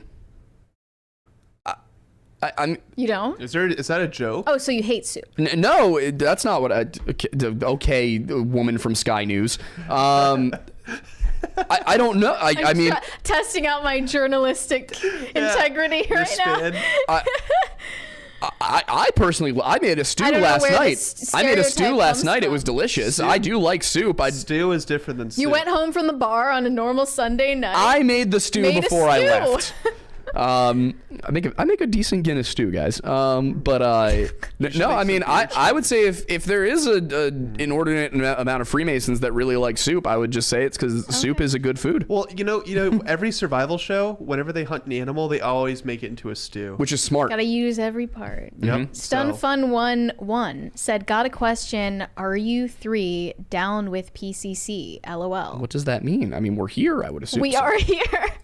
Down So, with like, the PCC. Down. Yes, I guess. Shane H. Wilder, the Tomb Raider thing is a Netflix animated series. Okay, yes. Oh boy. I knew that there was a live action either movie or series under Phoebe Waller-Bridge, not an animated series, but this is not a good sign. I want them to do a crossover video game with Tomb Raider and Uncharted. I think it would work. That would be cool. And both franchises are getting a little stale. Yeah. So Interesting. Rusty Shackelford said, what's realistic about a 105 lb woman beating up grown men? Give us the fake boobs with Tomb Raider so we can go along with the fantasy of the game. Okay. Well, so they just released the trailer for Ballerina, Yeah. the newest installment in the John Wick universe, and in the trailer they're like, you are always going to be like undersized. You need You're to always going to be smaller. You're always going to be weaker. You have to cheat, Right. basically. Yeah. They teach her how to fight by cheating. And no one complained about Kill Bill with the women's swordsmen being small. Yeah, I mean, I don't know. I played rugby growing up, and I watched guys who were 5'4", 110 pounds, take down dudes who were 6'3", 240, running at full speed. The point But is, even those guys that you're referring to, like the 110-pound guy, Oh, it was all is technique. like 10 times stronger than your average woman. That's the thing, though. He wasn't using strength. It was about the movements of the body yes, and where you put. Because yeah. like a woman who's a black belt in jiu-jitsu is going to kick my ass, oh, I know. like every time. If she's been trained you're properly. rolling. Exactly. Not- If she's been, and that's the thing about Lara Croft is, it's not unbelievable Thank that she could beat you. people up. Number 3. Third crisis party of the day. You just have to make it believable. That's the problem that we're having right now. Okay. I don't know But- if this was. I don't know. But what I was going to say is I think that's a big part of the problem we have. I think it's a big doesn't part of the even problem. dance. A big part of the problem we have with a lot of these new characters, a lot of the, inserting female characters into things and it gets called woke. It's because the way it used to be is when there was a female character who was capable of, outwitting the older men or beating up men that were much bigger than her, there was a reason she was able to do that written into the story in the exposition. Right. Now it's just like, well, why couldn't she? Yeah. Well, I mean, how dare you most question? men couldn't. Also, you need to have that be part of the story for anybody. They've just started leaving it out. Yeah. And the thing is, intelligent audiences don't like that. They want to know why the character is the way they are. It just got to the point where it was patently ridiculous. Yeah. I don't know if this is you, Kellen, but Kellen, the official data, said It's not That's me. different, Kellen. Mattis. I saw it earlier. It's one of my Kellens. got Mattis one? said Yeah, I got a Kellen. Giants Oh. twice, once more to summon the Wendigoon and Kellens of the world unite. I follow a Timcast fan on Twitter just because his name is Kellen. Cool. So hey, if you follow me at Kellen PDL, I'll follow you back. But that's only because your name is Kellen. So everyone else listening, you're not going to get that. Yeah, there is a running joke that if you say the word Giants 3 times, Wendigoon will appear. Giants, Giants, Giants. Okay, we'll have to wait. Brewmaster Monk said Joker 2 was really good. It deserves more love. You're baiting us. Stop. Shane H. Wilder said Conclave can get effed and stay effed. He also said Kellen knows I'm joking. I got him his new PFP. Is that true? Who said that? Shane H. Wilder. Joking about what? I don't even remember at this point. He did like tag me with something, and I'm like, ooh, send me that still, because it's like me. It was when I was sitting in your chair last week. I was just pointing at the camera. Oh, okay. Yeah. So that's my new profile. Uncharted Tombs would be such a good name for that. Uncharted Tombs. Don't give them ideas. Nate said, love this version of Mary. They hate God because they want to be God. Well, that was Kellen's idea, not mine. You know, he came up with that. And it's not even that they want to be God. They want the power that comes with the being basically Church. a religious institution in a secular They age. want you to take everything they say at face value, and you cannot question it. They want your money. They want your mind. That's kind of what I mean by they want to be God. They want power and control. Every time somebody tries to establish a dictatorship, one of the first things that they do is they remove God. Right. Because if there's an authority higher than them for people to look up to, they'll always have hope. Yep. Shane H. Wilder said, when I hear someone who says, trust me, I was raised Catholic, I know I'm about to hear a load of bullshit from someone who knows nothing about it. Usually, yes, you are correct about that. And that's a lot of people in Hollywood. Shake GPT said, everyone worships something, often themselves. Very true. You know what I started doing with ChatGPT? It reminded me earlier when we were setting up the show. Sometimes you get these crazy, ridiculously verbose headlines from like, I don't know, Variety, whoever. Well, They look like a Fall Out Boy song title. Yeah. So what I do is I'll put that into ChatGPT and just tell it to make it shorter, and then keep going if I need to. And how can you get it to like 3 words? Yeah. You try your best, and I'm like, because sometimes I'm like, I'm tired. It's like midnight. I'm editing. I'm like, oh, I can't think right now. Shout out ChatGPT. Thank you. Potatoes for Seamus said, Kellen Operation Plush Skibbity Toilet is a go. Yeah, I forgot to get one. I was gonna get one. You're getting a plush Skibbity Toilet? No, they have real ones that like at Home Depot right now for Halloween. Like a life-size Skibbity Toilet? It's a toilet? little toilet, and that pops up and the head comes out. So I hate it. I was gonna get one. And you put that in your front lawn. I hate it. No, I was gonna put it here To scare behind children. Brett. This is the worst. It was gonna be right here, so everyone watching PCC could see Skibbity Toilet right behind Brett. It's gonna be my Great. gift, is his That's welcome home lovely. gift. High Voltage 75 idea. said, I don't have a problem with the Catholic faith. I have a problem with the Catholic Church protecting predators within their ranks like Hollywood. Well, I think that any Catholic would say the same thing. So I don't really see that as an attack on the Catholic faith, if that's what you thought. Catholics just got the shaft on that one, because there's plenty of abuse going on in basically any organization, but because it was the Catholic Church, it made headlines. I think it's public school faculty commit acts of abuse against children at higher rates than Catholic priests do. Well, people are just like, I'm against Catholicism because of this social cause, not because, I have my personal objections to it that I don't want to talk about. Shane H. Wilder said the only time St. Joan unsheathed her sword was to drive prostitutes out of the encampments. She also made the men go to confession before battle. That would be hilarious. You got Jenna They're Ortega. never going to write that shit. That's never going to happen. You got Jenna Ortega chasing away like the cast of Euphoria. They will not do it. It's just, I'm sorry, but they're not capable of it. Not in this day and age. Shane H. Wilder said, I would love for them to do a series over King David. The actor they had for the flashbacks in The Chosen was great in the role. That would be interesting. They would need so many javelins, dude. Have you guys read First Kings? Or wait, what does Second this have Samuel? to do with javelins? Yo, Saul throws a javelin at David every 5 minutes. Well, yes. I'm not kidding. Like we were going through it on one of the Weird Bible episodes, and it's literally just like every other page. Yeah. King Saul's just chucking a javelin at David. It must be really scary, right? Yeah. When you think about it, like just that flying at you. Mm-hmm. Saul was definitely insane. Well, yeah. Yeah.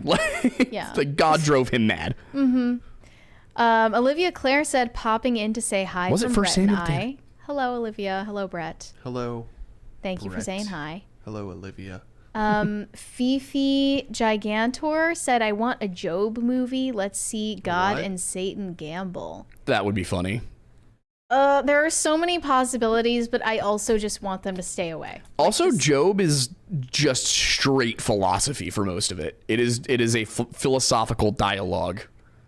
It would be painful to watch. It would be like watching Aristotle. For the longest time, what I've been thinking is they need to make film adaptations of C.S. Lewis's Space Trilogy, because a lot of people have complaints about those books, and maybe the movies could finally be like better than the books.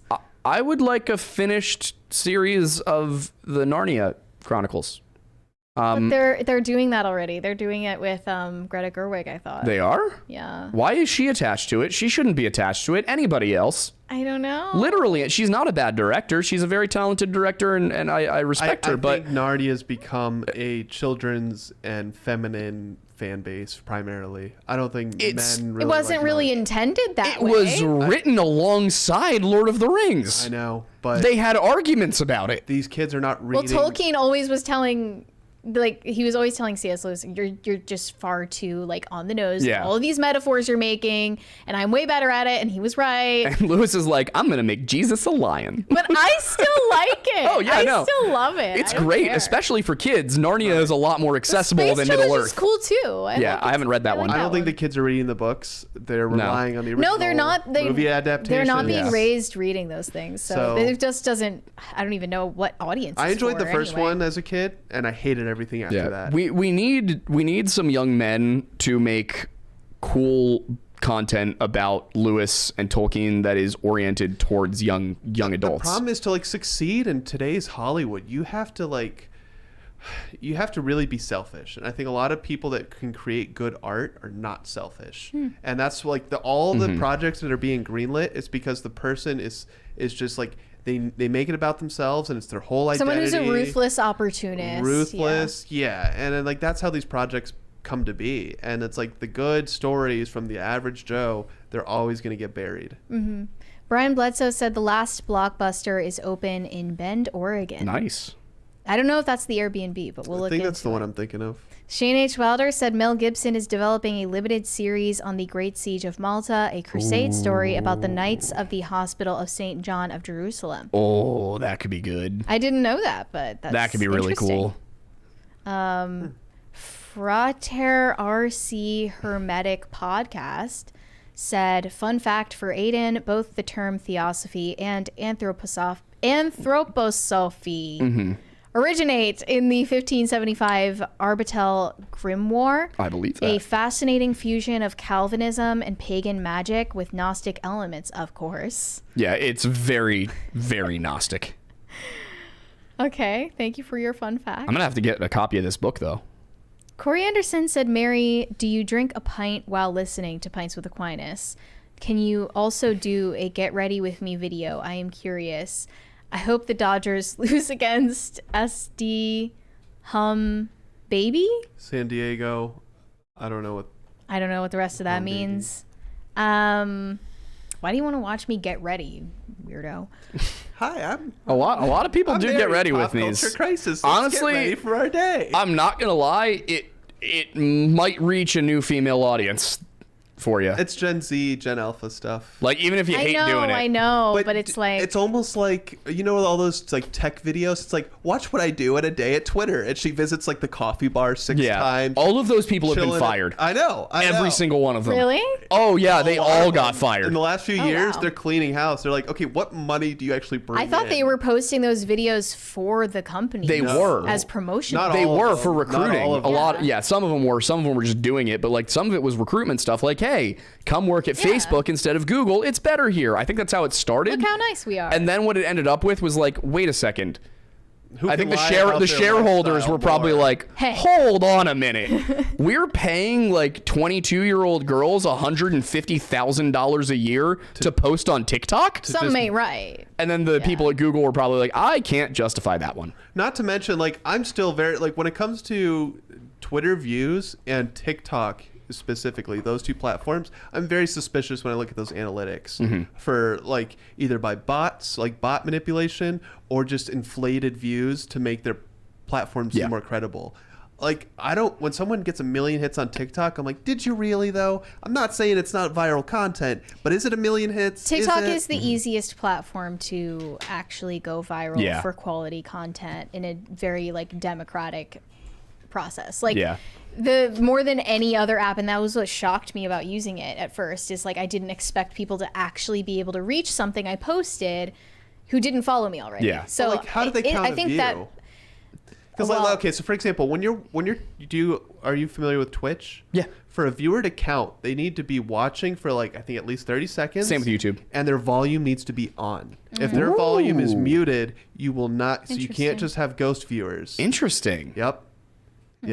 I'm not sure how TikTok calculates it, but it could be on 1%, but it has to be on. I think a view on TikTok is like, it's under 5 seconds.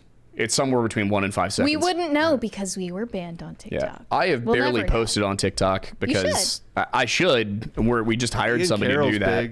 I just don't have time. You know Ian Carroll, right? He does similar content to you guys. Yeah. But he is massive on TikTok. So He's way more political though. I don't think. Well, exactly. So I don't think you guys have anything to worry about in terms of violating their content restrictions. I mean, I have 1.2 million followers on TikTok. Like Oh wow. I worked it. I got it going, but then they stopped paying people, so I stopped making TikToks, and now they're paying people again. And I'm like, okay, I don't have time to post on TikTok, so I now have to hire somebody to post on my TikTok for me. We have a $20 super chat from VWit. Mormons and Catholics get along but don't mix like water and oil. I was raised Mormon and my ex was raised Catholic. We always got along, but our world outlooks were too different to last. Also, thanks you putting a girl on, Kellen. So I guess you're Kellen's the girl, I guess. The girl. Or maybe just like, I don't know, the last few times I've hosted, last time you were here, but the first couple times I hosted, you and Brett were both out. That was weird, wasn't it? It was a little bit weird. So maybe that's what he's referencing. Yeah. I got you, dude. Okay. Put a girl on said first mass in 20 years went great. Told you I'd update. That's awesome. Well, let us know about the second time. Shane H. Wilder said Carr gave Joker 2 4 stars and gave it a review. Ugh. Give me a break. He also said Dave Chappelle Roan on it, Mary. Thank you. You know, you can have Appreciate it. Midjourney AI. If you take 2 photos, you can have it mesh them to create a new person. So have fun with that, Shane. That's been around for ages. Easy. Yeah. I don't know if people do it because it's not great. You don't usually get a weird image. Shane H. Wilder said The Right is actually good based on a true book. Interesting. Okay. Well, I trust Shane H. Wilder's People really opinion. liked Nefarious. I still haven't seen it. The Right is good because it's not so much horror. A lot of it is like the history of exorcisms, which I liked. It's a good blend. It's not supposed to just be like you're terrified the whole time. It's like really fascinating, and you see the politics of the Catholic Church in certain times of the movie, and how like some exorcisms they approve, some not so much, you know. And I think that's why it's an interesting movie. You get like both sides of it. I could give it a chance. Brewmaster Monk said Joker 1 and 2 are made to dissuade would-be domestic terrorists from lashing out and to show that violent ideologies are viral. I don't think Joker 1 or 2 did anything to influence would-be domestic terrorists, but their definition of a would-be domestic terrorist is much different than ours because they're insane and they think that basically any right-wing young man in the country is a possible They think a difference of domestic opinion terrorist. is threatening. Yes. The Manic Mustache. Oh, already read that one. Pat the Plumber said, I watch cable and all the new commercials for Joker 2 have footage from the first movie, no Lady Gaga, and just call it Joker. You know what I'm seeing? They're trying to psyop everyone and watching this shit. You know what I'm seeing plastered all over the football games? One of the commercials is this new ad campaign for how LGBTQ people are being like attacked, and they're like way of living is being threatened. And it's not like, I thought it was gonna be like a Kamala Harris campaign. It's not. It's just like a PSA that someone paid for, and they're on all some nonprofit organization, probably. Yeah. Not a person, but like I was just surprised. I'm like, wait, this isn't a political commercial? It's just a PSA. It's 2024. Like, You guys have your own month now. Yeah. You can never be too oppressed, Mary. I guess not. Serenko Productions said you learn the soup recipe when you become 33rd degree. Well, we need Aidan to fact check that. I don't know anything about that and their relationship with soup.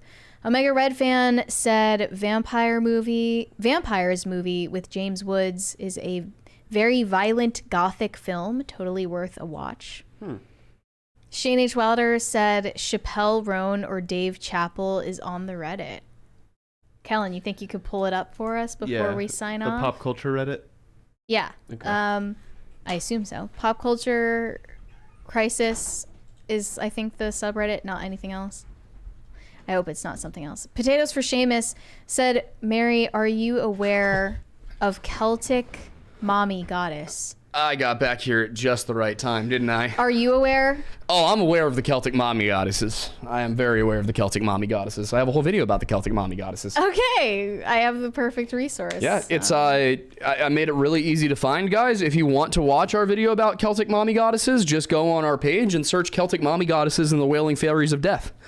Okay. That is the name of the video. It is about banshees and the Celtic pantheon, the Irish Celtic pantheon. Have Dave Chappelle Roan. I don't know if you want to see this. I don't know if I do either, but it's here. Oh, okay.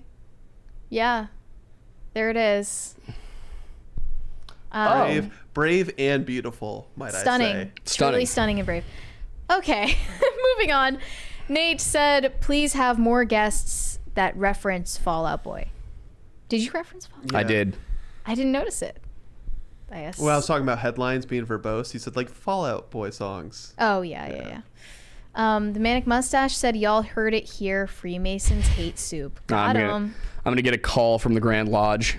What says you learn the soup recipe when you become 33rd degree? Yeah, that's the secret. It's the secret sauce. Nate said, or Aidan more often. You are going to see Aidan more often. Because yeah, I'm here a lot. He's here a lot, and he's on for the next 2 days after this. So you get plenty of Aidan. Yes. DCNC said, when you doing voicemail again, want to roast Kellen?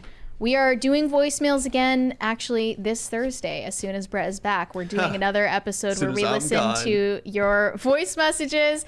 And actually, you should sign up for the Discord if you haven't already. That's how you can do it. There is a new, I don't know anything about Discord. There's a new, channel. What is it called? That sounds right. Yeah, for all of our voicemails, there was one for just episode 700, but now there is a general channel for all the voicemails that you want to send us. Go to timcast.com, click join Discord. Once you're in there, out of all the different channels, some of them's about the stock market, some of them's about current news. One of those channels is going to be dedicated just for Pop Culture Crisis. It's in the PCC channel under some other thing. I don't know what it's called because I don't use Discord. But you'll find it. Timcast Discord. I trust you to find it. Okay. Frankentosh said, hey now everybody, Aidan, I recommend Bill Cooper's Mystery Babylon presentation, 40 plus hours of a radio documentary. Disclaimer though, he's heavily opinionated against Masons. Love you all. Yeah, that sounds like it, probably. Well, you'd be open to it, right? I'd be willing to take a listen. I also, I've done a few videos where I've just reacted to stuff and commented on it live, so that's probably what I would do for that. I've done it with Masonry a few times. I have a video on Freemasonry. A lot of people are like, well, why should I trust a Freemason making a video on Freemasonry? Well, you can go ahead and try and debunk anything I said in it. I mean, They could also say the same thing about a Shroud of Turin video. Yeah, it's nothing in it was something you couldn't go and find yourself, and I told you where I found it. So, I think they would be like, "Oh, your reasons for making the video." Exactly, and I did see there's Mike Jones, Inspiring Philosophy, has a great saying. I'm trying to remember exactly how he words it, but you don't know about Mike Jones? You'd actually probably love Mike Jones. Me? I would? Yeah, Inspiring Philosophy. He's awesome. I'm looking on to have him on. I've definitely heard the channel name, not his name. I'm looking to have him on my show again on Weird Bible this time probably. But the way he puts it is that your dogma, your doctrine, whatever they are, do not affect the facts of the matter. So saying somebody is biased because of this, or this, that's not an argument against them. You need to argue with the facts they have presented. I will say, I'm somebody in the chat asked, if I was a 33rd degree Mason. I'm not. I'm actually not even in the Scottish Rite, and personally, I have very little interest in joining it. It feels a little bit like LARPing to me. All of the stuff for the Scottish Rite was invented in the 1800s. It's just not why I joined. I'm interested in the stuff going back to the Templars. That's why I became a Mason, is so I could see if at all there is anything that they have that has not been shared. From what I can tell so far, not really. You just haven't gotten there yet. Maybe, but I'm working my way through it. In fact, you should join the Church of Scientology. Oh, God. Just so you can learn about it. Yeah. Report back. Potatoes for Seamus said, Aidan, the G stands for green beans. Oh, he's got us. I've never been to a Masonic function, and they're not green beans. When you were raised... I need to go. I was raised in 2022. You got him. I was, when were you raised? I believe I was raised June 2021. Okay. That is. I don't know what that means. It means when you're raised to the sublime degree. So when you become a 3rd degree, Master Mason. Okay. Yes. Corey Anderson, I'm not reading that. Okay. Never mind. High Voltage 75 said, been enjoying making the true crime vids, Aidan? Question mark? Yeah, I would like to have a little bit more freedom to make videos on things that aren't true crime every once in a while, but YouTube has decided I'm not allowed to do that. Yeah. So maybe one day. I mean, that must mean you have a pretty heavily female viewership. Believe it or not, it leans male. That's strange to me. But I guess if you're not talking about women getting brutally murdered, then women don't want to watch it. Yeah, I don't know. People tell me they watch our videos to fall asleep. Too much. It's true. That's crazy that they would listen to that while trying to fall asleep. I mean, I don't judge. You do you. I just appreciate the view. I appreciate the watch. Murder Samar. Hey, Doc, I feel nervous all the time. No, it's not the giant Starbucks coffee and the true crime I watch all the time. No, that has nothing to do with it. I do think part of it is definitely that we haven't done it as much this summer because we've been covering the same spot for so long. Mm-hmm. But we do include a lot of history in our videos, which I think the male audience typically prefers over the female. But also, they're stories that are not, like, we don't sensationalize. Yeah. We go out of our way to tell the truth. You need to do, Aidan. You need to satirize the true crime makeup YouTubers who do the get ready with me while they tell a sensational story of a girl getting brutally murdered. Exactly. You need to make a satire video of one of those people. Like, we have another Chappelle Roan monstrosity here. Thank you so much for that, Shane. Oh, horrifying. Great stuff. But, yeah. I enjoy doing it. I mostly enjoy it when it's a case that legitimately is weird and unsolved and that there's information out there. I'm just picturing you like drawing on eyeliner while talking about someone getting raped. Anyway, High Voltage 75 said, wait, where's the cringe and cute of the day? We did not have cringe and cute of the day today. It's different. Yo, when Mary says it's a takeover, it's a takeover. It's a takeover. I don't know what you guys think that means. It is what it is. Maybe we'll just return to form more so tomorrow. And I should mention, by the way, Phil is finally back on PCC tomorrow. He is back from his Destroy All Enemies tour. And I really want to talk with him about his tour. Are the enemies destroyed? I don't know if the enemies are destroyed. We're going to have to find out tomorrow. Yeah. And we're going to talk about this recent op-ed that he put out for Fox, talking about how society is failing young men and boys and lots of other stuff. So I'm really just so excited to have Phil back on the show. It's been the longest time. Yeah. So tune in for that. Nate said it only counts if he references Fall Out Boy every time. I can start doing that. You're going to need to pull some more references out. Well, it is going down. I will tell you that much. Shane H. Wilder said, oh, I didn't say it wasn't terrifying. You get what you ask for. I can't make silk out of a sow's ear. I might have nightmares tonight. That was a really interesting turn of phrase, Shane. V. Witt said they made an incel into a simp in Joker 2. Well, he was kind of simping in the first one. He just had a fake girlfriend instead of a real girlfriend. So isn't incel to simp or simp to incel usually the pipeline anyway? Wait, simp to incel or incel to simp? Yeah, don't you usually start as a simp and then when you get rejected you become an incel? I think it's like a vicious I've seen positive it feedback loop. Yeah. I've seen it totally the other way around. I don't know. I mean, I could see it going both ways. Becoming simps. Also, just like 9 times out of 10, dudes who can't get a date just need to take a shower and trim their beard. You should start a dating podcast. Oh, good God. Just me. Give all of your just me dating and advice. my girlfriend and I, and just When it comes we from a see how man- long it takes her to get angry at me. When the advice comes from a man, no one's interested. They're like, oh, Yeah. the patriarchy Well, I strikes mean, again. unless it's like someone like Andrew Tate, right? No, even then, like They listen to I don't him. know who's Nobody over the age of I've 25 is never- listening to Andrew Tate. I've never met someone unironically listening to Andrew Tate, like that is a fan. At the very most, I've met people who are like, I've heard him make a couple of good points. Right, I know who and that's he it. is. Well, because we're not. I guess it might be just like literal teenagers. And Maybe. That's it, Yeah. It's literal teenagers and people who sell courses on Instagram.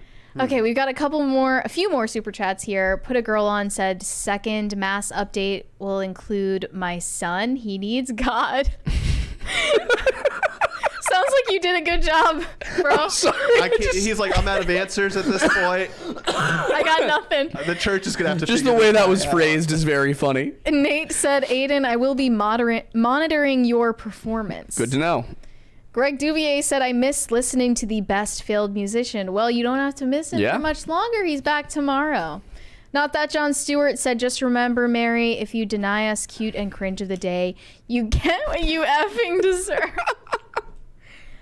Okay, with all that being said and read, we're going to wrap up the show. First off, I want to ask Kellen to shout out any of his socials if you want to be found by the Crisis Actors. Yeah, you guys can follow me on Twitter at KellenPDL, and make sure you explore the YouTube pages of this page, Timcast IRL. Explore the other stuff we've got going on at the company. A lot of people who've even been fans for a couple of years, like, oh, I didn't know you guys have Inverted World where we talk about ghost stories. Mm-hmm. I didn't know we did Pop Culture Crisis, some of the IRL fans will say, where you talk about Hollywood, right? So explore the YouTube page. There might be something else that you find interesting. But yeah, follow me at KellenPDL on Twitter, and thank you guys. And Aidan, let us know where Yeah. they can find you. Yeah, you can find me at The Lore Lodge on YouTube.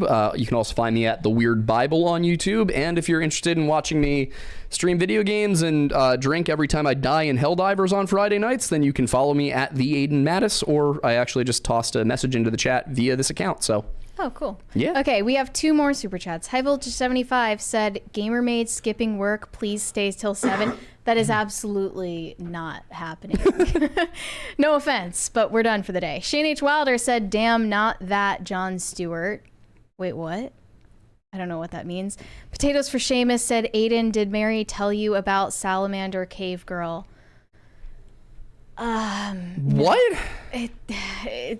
Someone called me a salamander cave girl, and What does that mean? I don't know. Okay, it's not up to me anymore. Okay, you guys can send me validation on Instagram at Mary Archived, or you can send me hate on X. That is also Mary Archived. You are Googling things furiously right now, Aidan. I'm trying to figure out what Salamander Cave Girl means. I don't know, and I don't think I want to know. And you guys can follow the show on social media. Our Instagram is Pop Culture Crisis Pod. Our X is popculture_show. And if you would like to listen to the show rather than watch, please go follow us over on Spotify, Apple Podcasts, any of the listening platforms. Please subscribe to the show if you have not done so already. Hi, 4th Crisis Party. Thank you. Off to a good start. Oh! Turn on notifications so that you can tune in the next time we go live. With all that being said, we will be back tomorrow for another brand new episode. See you then, guys. Bye, guys.